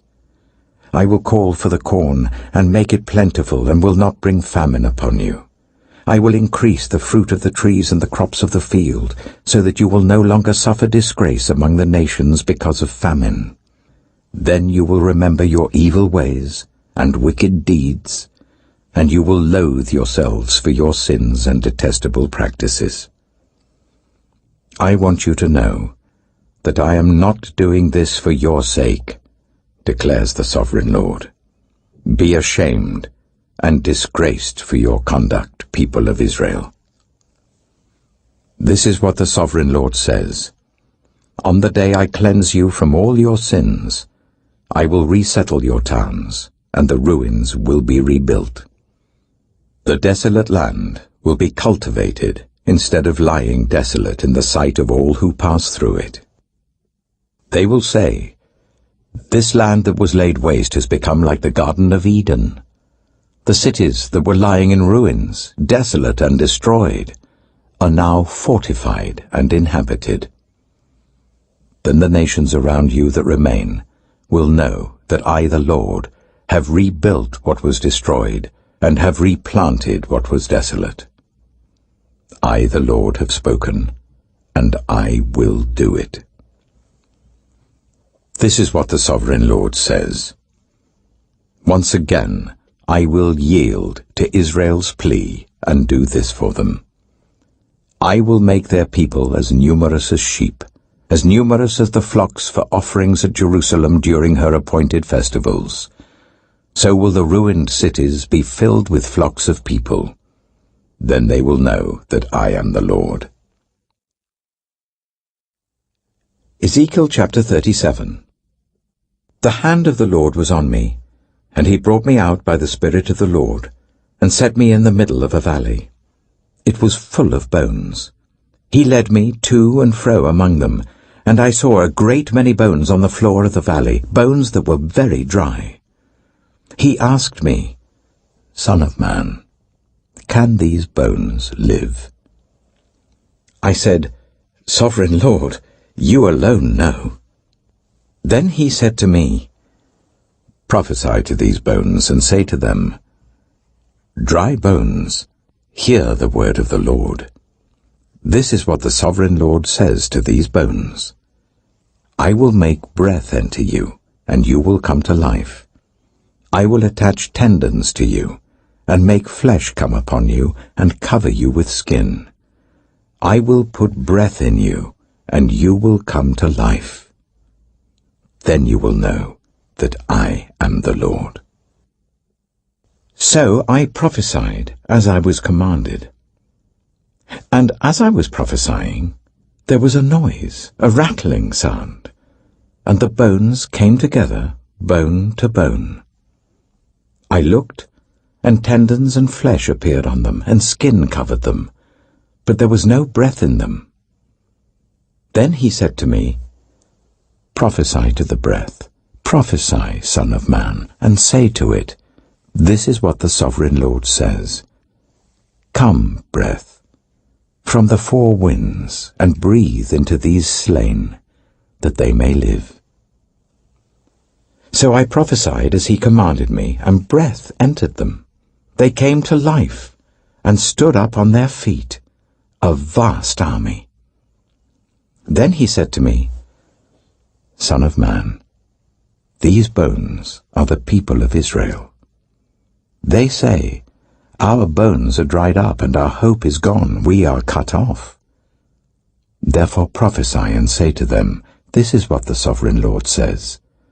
My people, I am going to open your graves and bring you up from them. I will bring you back to the land of Israel.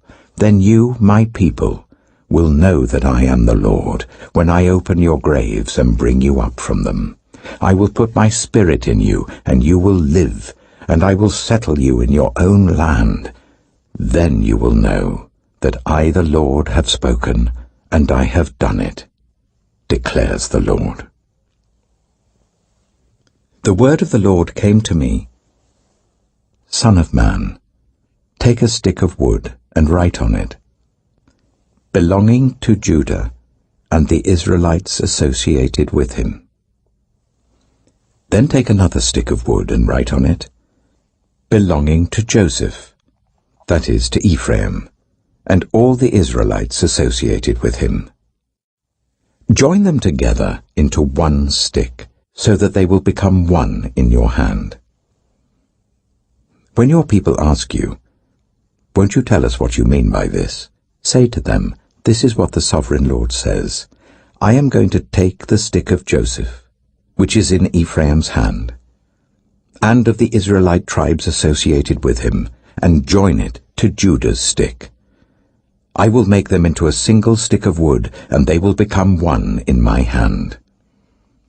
Hold before their eyes the sticks you have written on, and say to them, This is what the Sovereign Lord says. I will take the Israelites out of the nations where they have gone. I will gather them from all around and bring them back into their own land. I will make them one nation in the land, on the mountains of Israel. There will be one king over all of them, and they will never again be two nations, or be divided into two kingdoms. They will no longer defile themselves with their idols and vile images, or with any of their offenses, for I will save them from all their sinful backsliding, and I will cleanse them. They will be my people, and I will be their God. My servant David will be king over them, and they will all have one shepherd. They will follow my laws and be careful to keep my decrees. They will live in the land I gave to my servant Jacob, the land where your ancestors lived. They and their children and their children's children will live there forever, and David my servant will be their prince forever. I will make a covenant of peace with them. It will be an everlasting covenant. I will establish them and increase their numbers, and I will put my sanctuary among them forever. My dwelling place will be with them. I will be their God, and they will be my people. Then the nations will know that I, the Lord, make Israel holy, when my sanctuary is among them forever. Ezekiel chapter 38. The word of the Lord came to me, Son of man, set your face against Gog, of the land of Magog, the chief prince of Meshach and Tubal. Prophesy against him and say, This is what the Sovereign Lord says. I am against you, Gog, chief prince of Meshach and Tubal. I will turn you around, put hooks in your jaws, and bring you out with your whole army, your horses, your horsemen fully armed, and a great horde with large and small shields, all of them brandishing their swords. Persia, Cush, and Put will be with them, all with shields and helmets. Also Gomer with all its troops, and Beth Togarmah from the far north with all its troops, the many nations with you. Get ready, be prepared, you and all the hordes gathered about you, and take command of them. After many days you will be called to arms. In future years you will invade a land that has recovered from war, whose people were gathered from many nations to the mountains of Israel, which had long been desolate. They have been brought out from the nations, and now all of them live in safety. You and all your troops, and the many nations with you, will go up, advancing like a storm. You will be like a cloud covering the land. This is what the Sovereign Lord says. On that day, thoughts will come into your mind, and you will devise an evil scheme. You will say, I will invade a land of unwalled villages. I will attack a peaceful and unsuspecting people, all of them living without walls and without gates and bars. I will plunder and loot and turn my hand against the resettled ruins, and the people gathered from the nations, rich in livestock and goods, living at the center of the land. Sheba and Dedan, and the merchants of Tarshish, and all her villages will say to you, Have you come to plunder? Have you gathered your hordes to loot, to carry off silver and gold, to take away livestock and goods, and to seize much plunder? Therefore, Son of Man, prophesy and say to Gog, This is what the Sovereign Lord says. In that day, when my people Israel are living in safety, will you not take notice of it? You will come from your place in the far north, you and many nations with you, all of them riding on horses, a great horde, a mighty army. You will advance against my people Israel like a cloud that covers the land. In days to come, Gog, I will bring you against my land, so that the nations may know me when I am proved holy through you before their eyes. This is what the Sovereign Lord says. You are the one I spoke of in former days by my servants, the prophets of Israel. At that time, they prophesied for years that I would bring you against them. This is what will happen in that day. When Gog attacks the land of Israel, my hot anger will be aroused, declares the Sovereign Lord. In my zeal and fiery wrath, I declare that at that time there shall be a great earthquake in the land of Israel. The fish in the sea, the birds in the sky, the beasts of the field, every creature that moves along the ground, and all the people on the face of the earth will tremble at my presence. The mountains will be overturned, the cliffs will crumble, and every wall will fall to the ground. I will summon a sword against Gog on all my mountains, declares the Sovereign Lord. Every man's sword will be against his brother. I will execute judgment on him with plague and bloodshed. I will pour down torrents of rain, hailstones, and burning sulfur on him, and on his troops, and on the many nations with him. And so I will show my greatness and my holiness, and I will make myself known in the sight of many nations. Then they will know that I am the Lord. Ezekiel chapter 39. Son of man, prophesy against Gog, and say, This is what the Sovereign Lord says. I am against you, Gog, chief prince of Meshach and Tubal. I will turn you around and drag you along. I will bring you from the far north and send you against the mountains of Israel. Then I will strike your bow from your left hand, and make your arrows drop from your right hand.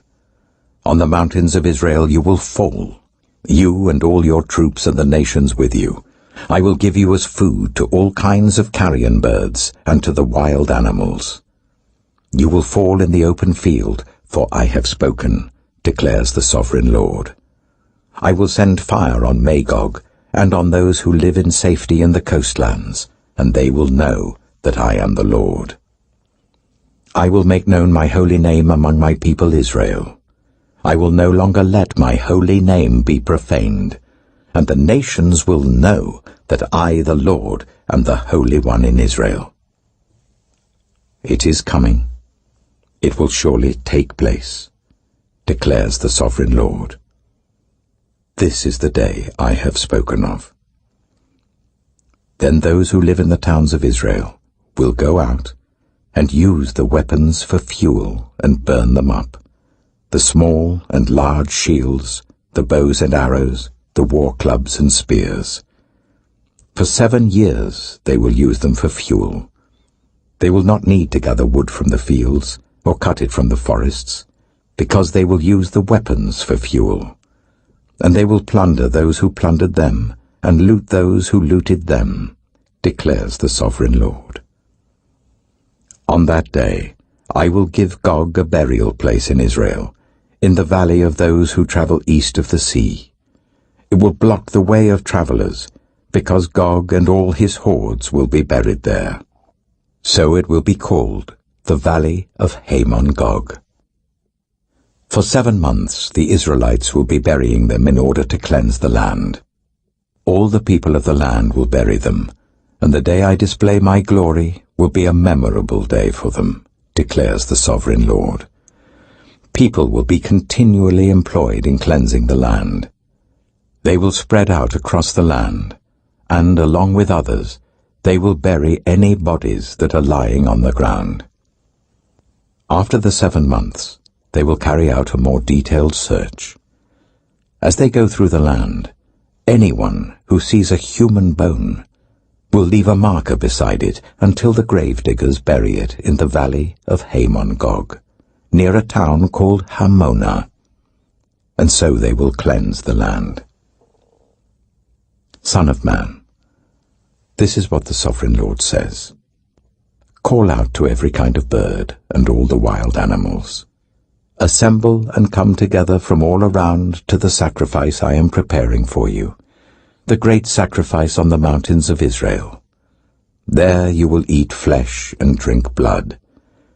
You will eat the flesh of mighty men and drink the blood of the princes of the earth, as if they were rams and lambs, goats and bulls, all of them fattened animals from Bashan. At the sacrifice I am preparing for you, you will eat fat till you are glutted, and drink blood till you are drunk.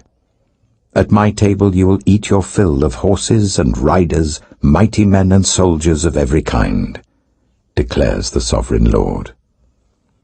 I will display my glory among the nations, and all the nations will see the punishment I inflict, and the hand I lay on them. From that day forward, the people of Israel will know that I am the Lord their God, and the nations will know that the people of Israel went into exile for their sin, because they were unfaithful to me. So I hid my face from them, and handed them over to their enemies, and they all fell by the sword. I dealt with them according to their uncleanness and their offenses, and I hid my face from them. Therefore this is what the Sovereign Lord says. I will now restore the fortunes of Jacob, and will have compassion on all the people of Israel, and I will be zealous for my holy name.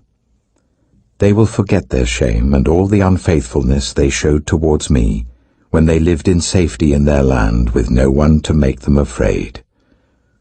When I have brought them back from the nations, and have gathered them from the countries of their enemies, I will be proved holy through them in the sight of many nations. Then they will know that I am the Lord their God. For though I sent them into exile among the nations, I will gather them to their own land, not leaving any behind. I will no longer hide my face from them, for I will pour out my Spirit on the people of Israel, declares the Sovereign Lord. Ezekiel chapter 40. In the 25th year of our exile, at the beginning of the year, on the 10th of the month, in the 14th year after the fall of the city, on that very day, the hand of the Lord was on me, and he took me there. In visions of God, he took me to the land of Israel, and set me on a very high mountain, on whose south side were some buildings that looked like a city. He took me there, and I saw a man, whose appearance was like bronze. He was standing in the gateway with a linen cord and a measuring rod in his hand. The man said to me, "Son of man, look carefully and listen closely and pay attention to everything I am going to show you, for that is why you have been brought here. Tell the people of Israel everything you see." I saw a wall completely surrounding the temple area. The length of the measuring rod in the man's hand was 6 long cubits, each of which was a cubit and a handbreadth. He measured the wall. It was 1 measuring rod thick and 1 rod high. Then he went to the east gate. He climbed its steps and measured the threshold of the gate. It was 1 rod deep.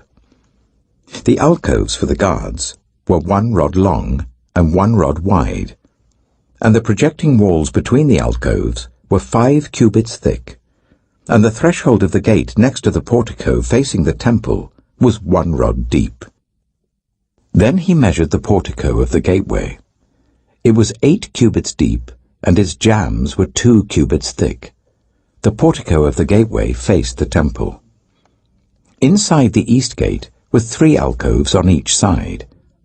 The 3 had the same measurements, and the faces of the projecting walls on each side had the same measurements.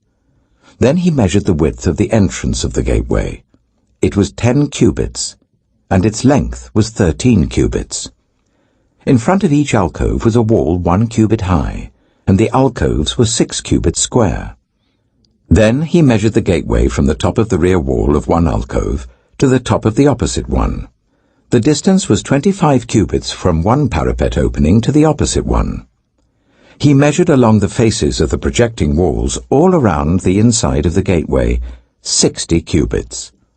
The measurement was up to the portico facing the courtyard. The distance from the entrance of the gateway to the far end of its portico was 50 cubits. The alcoves and the projecting walls inside the gateway were surmounted by narrow parapet openings all round, as was the portico. The openings all round faced inward. The faces of the projecting walls were decorated with palm trees. Then he brought me into the outer court. There I saw some rooms and a pavement that had been constructed all round the court. There were 30 rooms along the pavement. It abutted the sides of the gateways, and was as wide as they were long. This was the lower pavement. Then he measured the distance from the inside of the lower gateway to the outside of the inner court. It was 100 cubits on the east side as well as on the north. Then he measured the length and width of the north gate leading into the outer court. Its alcoves, 3 on each side, its projecting walls, and its portico had the same measurements as those of the first gateway. It was 50 cubits long and 25 cubits wide. Its openings, its portico and its palm tree decorations had the same measurements as those of the gate facing east. 7 steps led up to it, with its portico opposite them. There was a gate to the inner court facing the north gate, just as there was on the east. He measured from one gate to the opposite one. It was 100 cubits. Then he led me to the south side, and I saw the south gate. He measured its jambs and its portico, and they had the same measurements as the others. The gateway and its portico had narrow openings all round, like the openings of the others.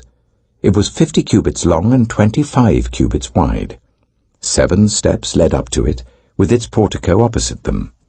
It had palm tree decorations on the faces of the projecting walls on each side. The inner courts also had a gate facing south, and he measured from this gate to the outer gate on the south side. It was 100 cubits. Then he brought me into the inner court, through the south gate, and he measured the south gate. It had the same measurements as the others. Its alcoves, its projecting walls, and its portico had the same measurements as the others. The gateway and its portico had openings all round. It was 50 cubits long and 25 cubits wide. The porticos of the gateways around the inner court were 25 cubits wide and 5 cubits deep. Its portico faced the outer court. Palm trees decorated its jambs, and 8 steps led up to it. Then he brought me to the inner court on the east side, and he measured the gateway. It had the same measurements as the others. Its alcoves, its projecting walls, and its portico had the same measurements as the others. The gateway and its portico had openings all round. It was 50 cubits long and 25 cubits wide. Its portico faced the outer court.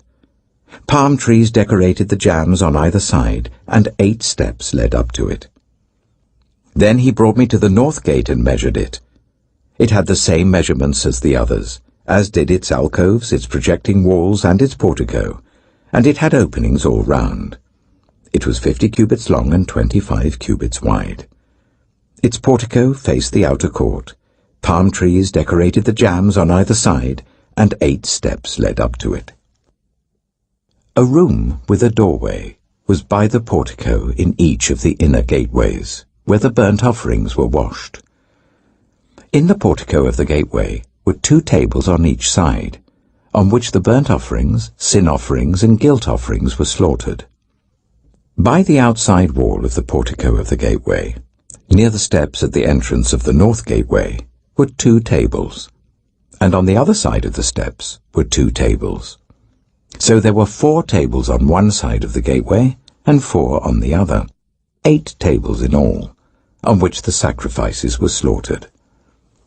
There were also 4 tables of dressed stone for the burnt offerings, each a cubit and a half long, a cubit and a half wide, and a cubit high. On them were placed the utensils for slaughtering the burnt offerings and the other sacrifices. And double-pronged hooks, each a handbreadth long, were attached to the wall all round. The tables were for the flesh of the offerings. Outside the inner gate, within the inner court, were 2 rooms, one at the side of the north gate facing south, and another at the side of the south gate and facing north. He said to me, "The room facing south is for the priests who guard the temple, and the room facing north is for the priests who guard the altar. These are the sons of Zadok, who are the only Levites who may draw near to the Lord to minister before him." Then he measured the court. It was square, 100 cubits long and 100 cubits wide, and the altar was in front of the temple. He brought me to the portico of the temple and measured the jambs of the portico. They were 5 cubits wide on either side. The width of the entrance was 14 cubits, and its projecting walls were 3 cubits wide on either side. The portico was 20 cubits wide, and 12 cubits from front to back. It was reached by a flight of stairs, and there were pillars on each side of the jambs. Ezekiel chapter 41. Then the man brought me to the main hall and measured the jambs. The width of the jambs was 6 cubits on each side. The entrance was 10 cubits wide, and the projecting walls on each side of it were 5 cubits wide. He also measured the main hall. It was 40 cubits long and 20 cubits wide. Then he went into the inner sanctuary and measured the jambs of the entrance. Each was 2 cubits wide. The entrance was 6 cubits wide, and the projecting walls on each side of it were 7 cubits wide. And he measured the length of the inner sanctuary. It was 20 cubits, and its width was 20 cubits across the end of the main hall. He said to me, "This is the most holy place." Then he measured the wall of the temple. It was 6 cubits thick, and each side room round the temple was 4 cubits wide. The side rooms were on 3 levels, one above another, 30 on each level. There were ledges all round the wall of the temple to serve as supports for the side rooms, so that the supports were not inserted into the wall of the temple. The side rooms all round the temple were wider at each successive level. The structure surrounding the temple was built in ascending stages, so that the rooms widened as one went upwards. A stairway went up from the lowest floor to the top floor, through the middle floor. I saw that the temple had a raised base all round it, forming the foundation of the side rooms. It was the length of the rod, 6 long cubits. The outer wall of the side rooms was 5 cubits thick. The open area between the side rooms of the temple and the priests' rooms was 20 cubits wide all round the temple. There were entrances to the side rooms from the open area, one on the north and another on the south, and the base adjoining the open area was 5 cubits wide all round. The building facing the temple courtyard on the west side was 70 cubits wide. The wall of the building was 5 cubits thick all round, and its length was 90 cubits. Then he measured the temple. It was 100 cubits long, and the temple courtyard and the building with its walls were also 100 cubits long. The width of the temple courtyard on the east, including the front of the temple, was 100 cubits. Then he measured the length of the building facing the courtyard at the rear of the temple, including its galleries on each side. It was 100 cubits. The main hall, the inner sanctuary, and the portico facing the court, as well as the thresholds and the narrow windows and galleries round the 3 of them, everything beyond and including the threshold, was covered with wood. The floor, the wall up to the windows, and the windows were covered. In the space above the outside of the entrance to the inner sanctuary, and on the walls at regular intervals all round the inner and outer sanctuary, were carved cherubim and palm trees. Palm trees alternated with cherubim. Each cherub had 2 faces. The face of a human being towards the palm tree on one side, and the face of a lion towards the palm tree on the other. They were carved all round the whole temple. From the floor to the area above the entrance, cherubim and palm trees were carved on the wall of the main hall. The main hall had a rectangular door frame, and the one at the front of the most holy place was similar. There was a wooden altar 3 cubits high and 2 cubits square. Its corners, its base, and its sides were of wood. The man said to me, "This is the table that is before the Lord." Both the main hall and the most holy place had double doors. Each door had 2 leaves, 2 hinged leaves for each door. And the doors of the main hall were carved cherubim and palm trees, like those carved on the walls, and there was a wooden overhang on the front of the portico. On the side walls of the portico were narrow windows with palm trees carved on each side. The side rooms of the temple also had overhangs. Ezekiel chapter 42. Then the man led me northward into the outer court, and brought me to the rooms opposite the temple courtyard and opposite the outer wall on the north side. The building whose door faced north was 100 cubits long and 50 cubits wide. Both in the section 20 cubits from the inner court and in the section opposite the pavement of the outer court, gallery faced gallery at the 3 levels. In front of the rooms was an inner passageway 10 cubits wide and 100 cubits long. Their doors were on the north. Now the upper rooms were narrower, for the galleries took more space from them than from the rooms on the lower and middle floors of the building. The rooms on the top floor had no pillars, as the courts had, so they were smaller in floor space than those on the lower and middle floors. There was an outer wall parallel to the rooms and the outer court. It extended in front of the rooms for 50 cubits. While the row of rooms on the side next to the outer court was 50 cubits long, the row on the side nearest the sanctuary was 100 cubits long. The lower rooms had an entrance on the east side as one enters them from the outer court. On the south side, along the length of the wall of the outer court, adjoining the temple courtyard and opposite the outer wall, were rooms with a passageway in front of them. These were like the rooms on the north. They had the same length and width, with similar exits and dimensions. Similar to the doorways on the north were the doorways of the rooms on the south. There was a doorway at the beginning of the passageway that was parallel to the corresponding wall extending eastward, by which one enters the rooms. Then he said to me, "The north and south rooms facing the temple courtyard are the priests' rooms, where the priests who approach the Lord will eat the most holy offerings. There they will put the most holy offerings, the grain offerings, the sin offerings, and the guilt offerings, for the place is holy. Once the priests enter the holy precincts, they are not to go into the outer court until they leave behind the garments in which they minister, for these are holy. They are to put on other clothes before they go near the places that are for the people." When he had finished measuring what was inside the temple area, he led me out by the east gate and measured the area all round. He measured the east side with the measuring rod. It was 500 cubits. He measured the north side. It was 500 cubits by the measuring rod. He measured the south side. It was 500 cubits by the measuring rod. Then he turned to the west side and measured. It was 500 cubits by the measuring rod. So he measured the area on all four sides. It had a wall round it, 500 cubits long and 500 cubits wide, to separate the holy from the common. Ezekiel chapter 43.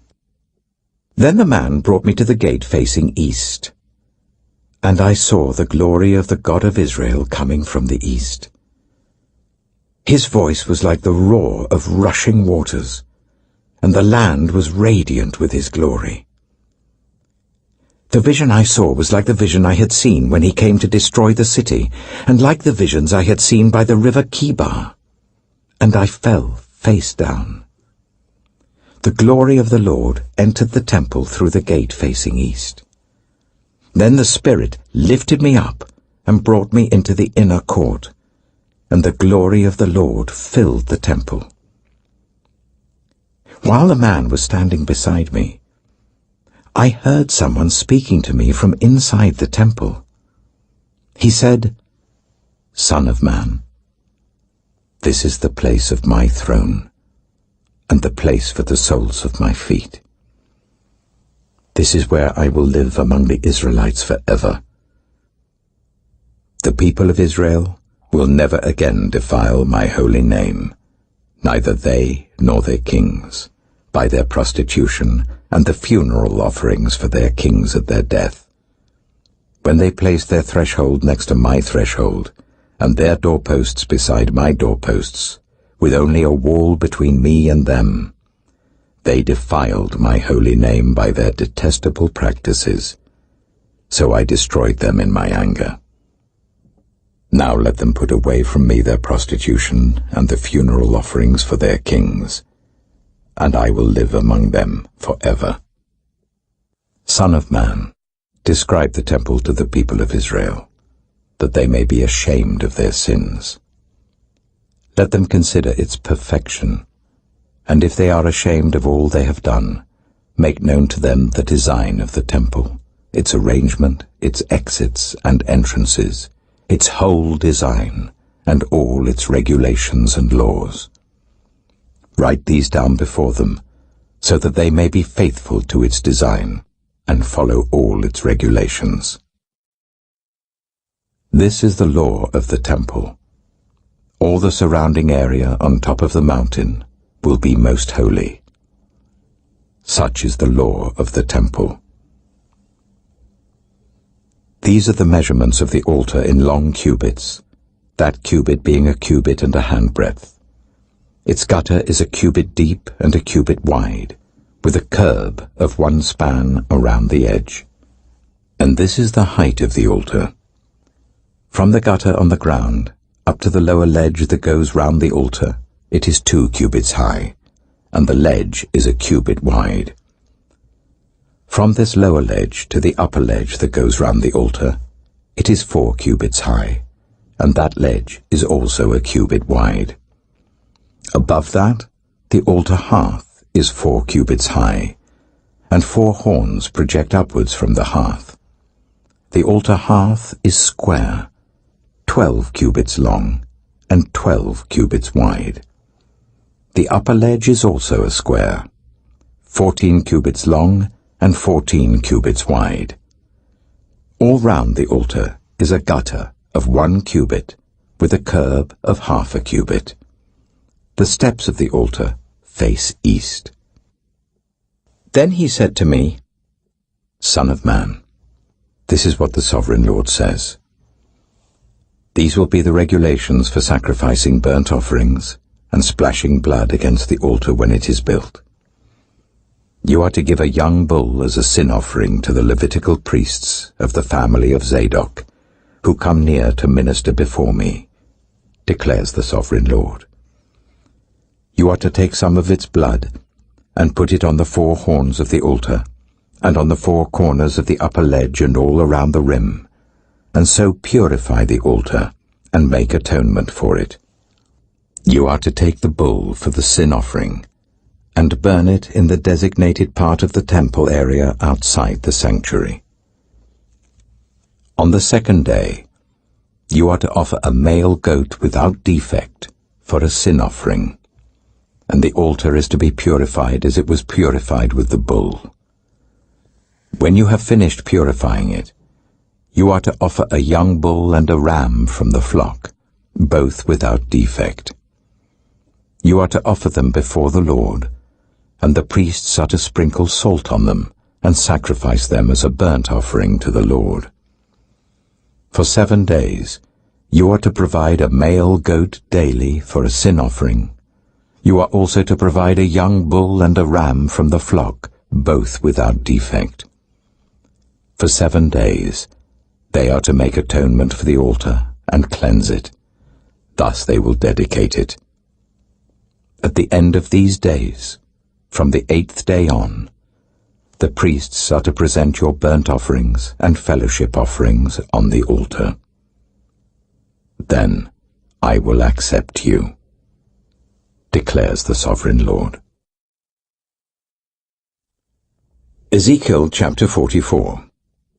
Then the man brought me back to the outer gate of the sanctuary, the one facing east, and it was shut. The Lord said to me, This gate is to remain shut. It must not be opened. No one may enter through it. It is to remain shut because the Lord, the God of Israel, has entered through it. The prince himself is the only one who may sit inside the gateway to eat in the presence of the Lord. He is to enter by way of the portico of the gateway and go out the same way. Then the man brought me by way of the north gate to the front of the temple. I looked and saw the glory of the Lord filling the temple of the Lord, and I fell face down. The Lord said to me, Son of man, look carefully. Listen closely and give attention to everything I tell you concerning the regulations and instructions regarding the temple of the Lord. Give attention to the entrance to the temple and all the exits of the sanctuary. Say to rebellious Israel, This is what the Sovereign Lord says. Enough of your detestable practices, people of Israel. In addition to all your other detestable practices, you brought foreigners, uncircumcised in heart and flesh, into my sanctuary, desecrating my temple, while you offered me food, fat and blood, and you broke my covenant. Instead of carrying out your duty in regard to my holy things, you put others in charge of my sanctuary. This is what the Sovereign Lord says. No foreigner, uncircumcised in heart and flesh, is to enter my sanctuary. not even the foreigners who live among the Israelites. The Levites, who went far from me when Israel went astray, and who wandered from me after their idols, must bear the consequences of their sin. They may serve in my sanctuary, having charge of the gates of the temple and serving in it. They may slaughter the burnt offerings and sacrifices for the people, and stand before the people and serve them. But because they served them in the presence of their idols, and made the people of Israel fall into sin, therefore I have sworn with uplifted hand that they must bear the consequences of their sin, declares the Sovereign Lord. They are not to come near to serve me as priests, or come near any of my holy things or my most holy offerings. They must bear the shame of their detestable practices, and I will appoint them to guard the temple for all the work that is to be done in it.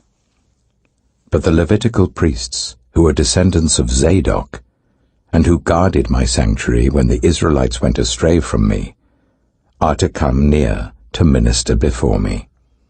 They are to stand before me to offer sacrifices of fat and blood, declares the Sovereign Lord. They alone are to enter my sanctuary.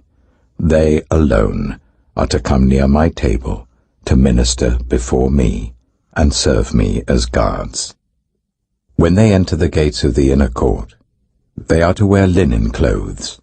They must not wear any woolen garment while ministering at the gates of the inner court or inside the temple. They are to wear linen turbans on their heads and linen undergarments round their waists. They must not wear anything that makes them perspire.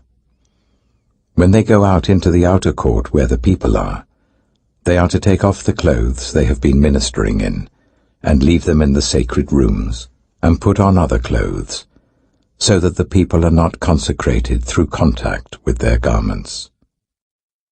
They must not shave their heads, or let their hair grow long, but they are to keep the hair of their heads trimmed.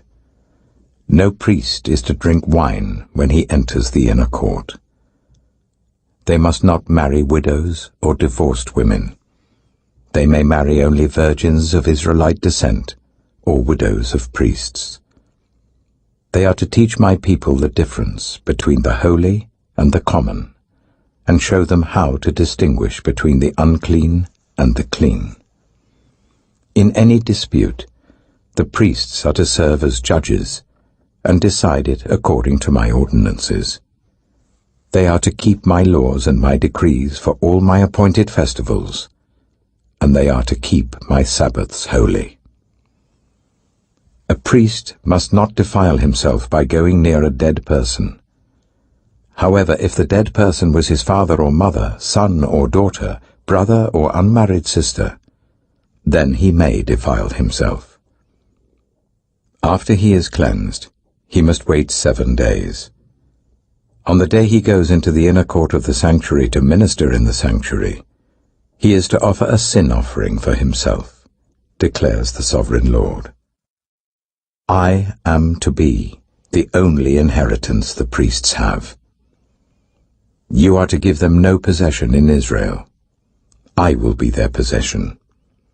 They will eat the grain offerings, the sin offerings, and the guilt offerings, and everything in Israel devoted to the Lord will belong to them.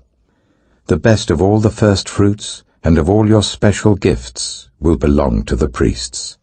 You are to give them the first portion of your ground meal, so that a blessing may rest on your household. The priests must not eat anything, whether bird or animal, found dead or torn by wild animals. Ezekiel chapter 45. When you allot the land as an inheritance, you are to present to the Lord a portion of the land as a sacred district, 25,000 cubits long and 20,000 cubits wide. The entire area will be holy. Of this, a section 500 cubits square is to be for the sanctuary, with 50 cubits around it for open land. In the sacred district, measure off a section 25,000 cubits long and 10,000 cubits wide. In it will be the sanctuary, the most holy place. It will be the sacred portion of the land for the priests who minister in the sanctuary, and who draw near to minister before the Lord. It will be a place for their houses, as well as a holy place for the sanctuary. An area 25,000 cubits long and 10,000 cubits wide will belong to the Levites, who serve in the temple, as their possession for towns to live in. You are to give the city, as its property, an area 5,000 cubits wide and 25,000 cubits long, adjoining the sacred portion. It will belong to all Israel. The prince will have the land bordering each side of the area formed by the sacred district and the property of the city. It will extend westward from the west side and eastward from the east side, running lengthwise from the western to the eastern border, parallel to one of the tribal portions. This land will be his possession in Israel. And my princes will no longer oppress my people, but will allow the people of Israel to possess the land according to their tribes. This is what the Sovereign Lord says. You have gone far enough, princes of Israel. Give up your violence and oppression, and do what is just and right. Stop dispossessing my people, declares the Sovereign Lord. You are to use accurate scales, an accurate ephah, and an accurate bath. The ephah and the bath are to be the same size, the bath containing 1/10 of a homer, and the ephah 1/10 of a homer. The homer is to be the standard measure for both. The shekel is to consist of 20 gerahs, 20 shekels plus 25 shekels plus 15 shekels equal 1 minnah. This is the special gift you are to offer: 1/6 of an ephah from each homer of wheat, and 1/6 of an ephah from each homer of barley. The prescribed portion of olive oil, measured by the bath, is 1/10 of a bath from each core, which consists of 10 baths or 1 homer, for 10 baths are equivalent to a homer. Also 1 sheep is to be taken from every flock of 200 from the well-watered pastures of Israel. These will be used for the grain offerings, burnt offerings, and fellowship offerings, to make atonement for the people, declares the Sovereign Lord. All the people of the land will be required to give this special offering to the prince in Israel. It will be the duty of the prince to provide the burnt offerings, grain offerings, and drink offerings at the festivals, the new moons, and the Sabbaths, at all the appointed festivals of Israel. He will provide the sin offerings, grain offerings, burnt offerings, and fellowship offerings to make atonement for the Israelites. This is what the Sovereign Lord says. In the first month on the first day, you are to take a young bull without defect and purify the sanctuary. The priest is to take some of the blood of the sin offering and put it on the doorposts of the temple, on the 4 corners of the upper ledge of the altar, and on the gateposts of the inner court. You are to do the same on the 7th day of the month for anyone who sins unintentionally or through ignorance. So you are to make atonement for the temple. In the first month, on the 14th day, you are to observe the Passover, a festival lasting 7 days, during which you shall eat bread made without yeast. On that day, the prince is to provide a bull as a sin offering for himself and for all the people of the land. Every day, during the 7 days of the festival, he is to provide 7 bulls and 7 rams without defect as a burnt offering to the Lord, and a male goat for a sin offering.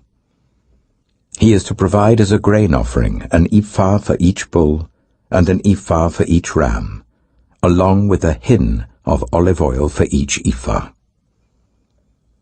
During the 7 days of the festival, which begins in the 7th month on the 15th day, he is to make the same provision for sin offerings, burnt offerings, grain offerings, and oil. Ezekiel chapter 46. This is what the Sovereign Lord says. The gate of the inner court facing east is to be shut on the 6 working days, but on the Sabbath day, and on the day of the new moon, it is to be opened. The prince is to enter from the outside through the portico of the gateway and stand by the gatepost. The priests are to sacrifice his burnt offering and his fellowship offerings. He is to bow down in worship at the threshold of the gateway and then go out. But the gate will not be shut until evening. On the Sabbaths and new moons, the people of the land are to worship in the presence of the Lord at the entrance of that gateway. The burnt offering the prince brings to the Lord on the Sabbath day is to be 6 male lambs and a ram, all without defect. The grain offering given with the ram is to be an ephah, and the grain offering with the lambs is to be as much as he pleases, along with a hin of olive oil for each ephah. On the day of the new moon, he is to offer a young bull, 6 lambs, and a ram, all without defect. He is to provide as a grain offering 1 ephah with the bull, 1 ephah with the ram, and with the lambs as much as he wants to give, along with a hin of oil for each ephah. When the prince enters, he is to go in through the portico of the gateway, and he is to come out the same way. When the people of the land come before the Lord at the appointed festivals, whoever enters by the north gate to worship is to go out by the south gate, and whoever enters by the south gate is to go out by the north gate. No one is to return through the gate by which they entered, but each is to go out by the opposite gate. The prince is to be among them, going in when they go in, and going out when they go out. At the feasts and the appointed festivals, the grain offering is to be an ephah with the bull, an ephah with the ram, and with the lambs as much as he pleases, along with a hin of oil for each ephah. When the prince provides a freewill offering to the Lord, whether a burnt offering or fellowship offerings, the gate facing east is to be opened for him. He shall offer his burnt offering or his fellowship offerings as he does on the Sabbath day. Then he shall go out, and after he has gone out, the gate will be shut. Every day you are to provide a year-old lamb without defect for a burnt offering to the Lord. Morning by morning you shall provide it. You are also to provide with it, morning by morning, a grain offering, consisting of 1/6 of an ephah, with 1/3 of a hin of oil to moisten the flour. The presenting of this grain offering to the Lord is a lasting ordinance. So the lamb and the grain offering and the oil shall be provided morning by morning for a regular burnt offering. This is what the sovereign Lord says. If the prince makes a gift from his inheritance to one of his sons, it will also belong to his descendants. It is to be their property by inheritance. If, however, he makes a gift from his inheritance to one of his servants, the servant may keep it until the year of freedom.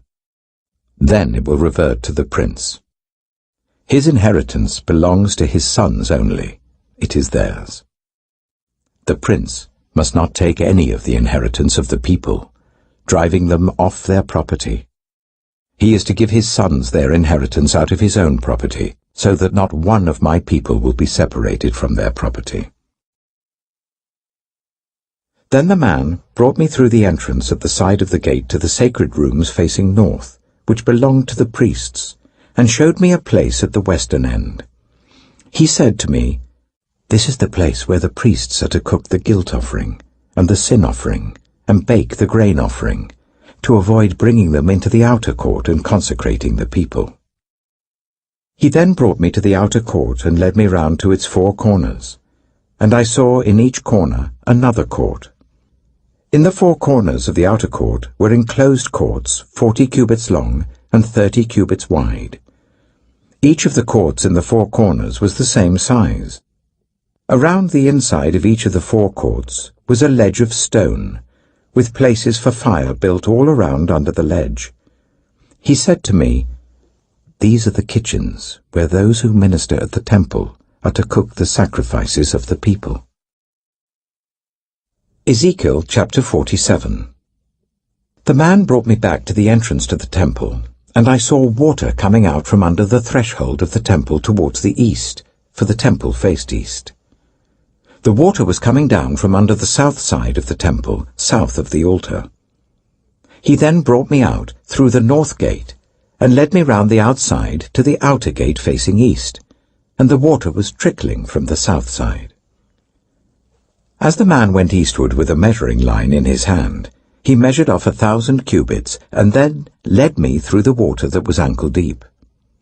He measured off another 1,000 cubits, and led me through water that was knee deep. He measured off another 1,000, and led me through water that was up to the waist. He measured off another 1,000. By now it was a river that I could not cross, because the water had risen and was deep enough to swim in, a river that no one could cross.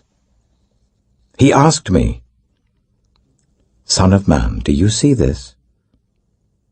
Then he led me back to the bank of the river. When I arrived there, I saw a great number of trees on each side of the river. He said to me, "This water flows towards the eastern region and goes down into the Arabah, where it enters the Dead Sea. When it empties into the sea, the salty water there becomes fresh. Swarms of living creatures will live wherever the river flows.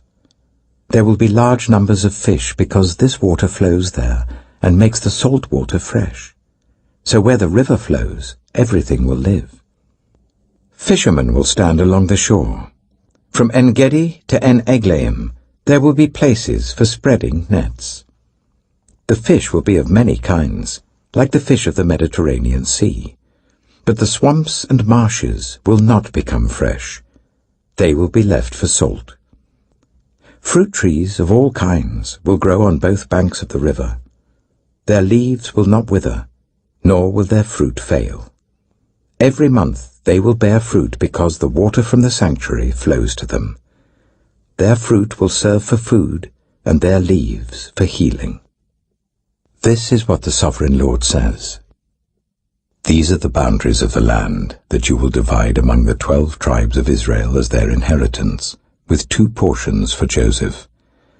You are to divide it equally among them, because I swore with uplifted hand to give it to your ancestors. This land will become your inheritance. This is to be the boundary of the land.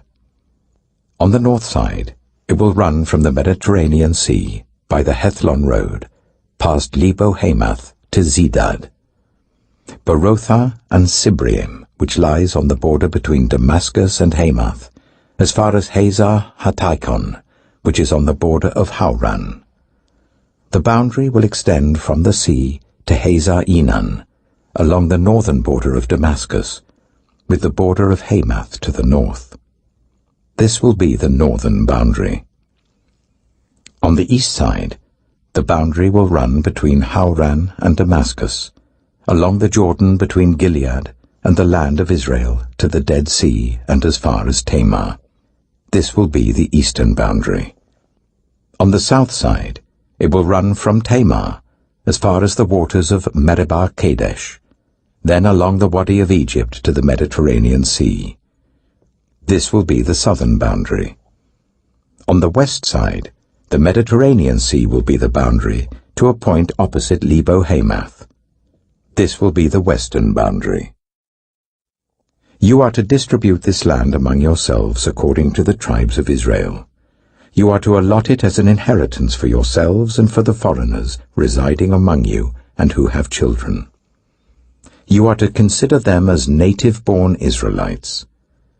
Along with you they are to be allotted an inheritance among the tribes of Israel. In whatever tribe a foreigner resides, there you are to give them their inheritance, declares the Sovereign Lord.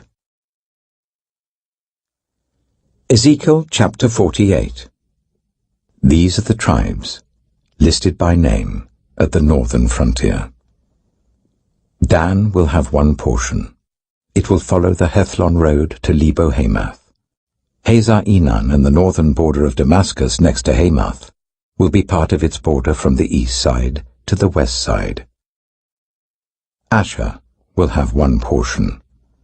It will border the territory of Dan from east to west. Naphtali will have one portion. It will border the territory of Asher from east to west. Manasseh will have one portion. It will border the territory of Naphtali from east to west. Ephraim will have one portion. It will border the territory of Manasseh from east to west. Reuben will have one portion. It will border the territory of Ephraim from east to west. Judah will have one portion. It will border the territory of Reuben from east to west. Bordering the territory of Judah from east to west will be the portion you are to present as a special gift. It will be 25,000 cubits wide, and its length from east to west will equal one of the tribal portions. The sanctuary will be in the center of it. The special portion you are to offer to the Lord will be 25,000 cubits long and 10,000 cubits wide. This will be the sacred portion for the priests.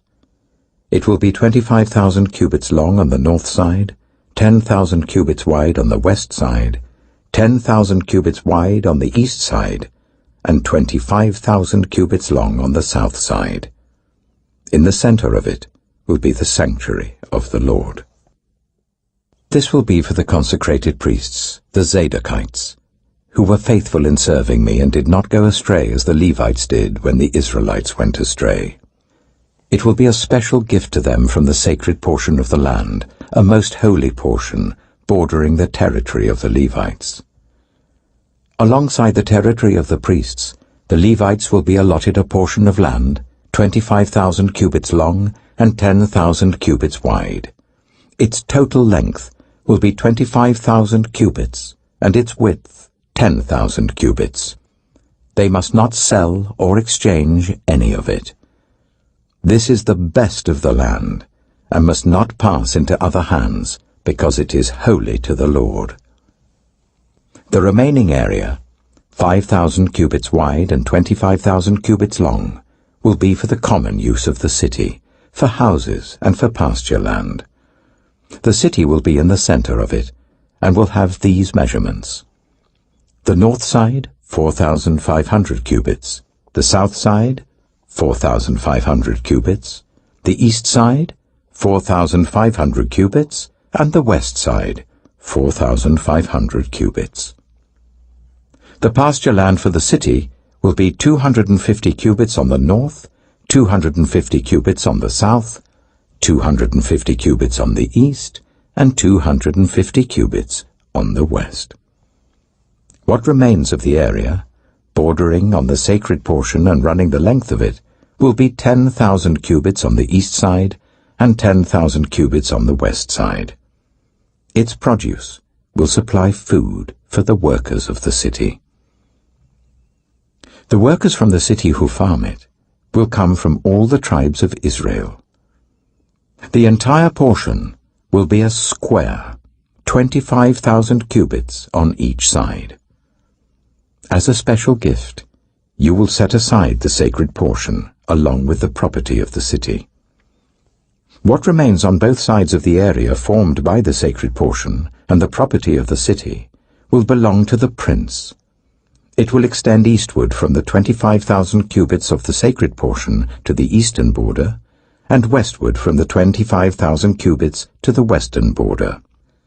Both these areas running the length of the tribal portions will belong to the prince, and the sacred portion with the temple sanctuary will be in the center of them. So the property of the Levites and the property of the city will lie in the center of the area that belongs to the prince. The area belonging to the prince will lie between the border of Judah and the border of Benjamin. As for the rest of the tribes, Benjamin will have one portion. It will extend from the east side to the west side. Simeon will have one portion. It will border the territory of Benjamin from east to west. Issachar will have one portion. It will border the territory of Simeon from east to west. Zebulun will have one portion. It will border the territory of Issachar from east to west. Gad will have one portion. It will border the territory of Zebulun from east to west. The southern boundary of Gad will run south from Tamar to the waters of Meribah Kadesh, then along the Wadi of Egypt to the Mediterranean Sea. This is the land you are to allot as an inheritance to the tribes of Israel, and these will be their portions, declares the Sovereign Lord. These will be the exits of the city, beginning on the north side, which is 4,500 cubits long. The gates of the city will be named after the tribes of Israel. The 3 gates on the north side will be the gate of Reuben, the gate of Judah, and the gate of Levi. On the east side, which is 4,500 cubits long, will be 3 gates, the gate of Joseph, the gate of Benjamin, and the gate of Dan. On the south side, which measures 4,500 cubits, will be 3 gates, the gate of Simeon, the gate of Issachar, and the gate of Zebulun.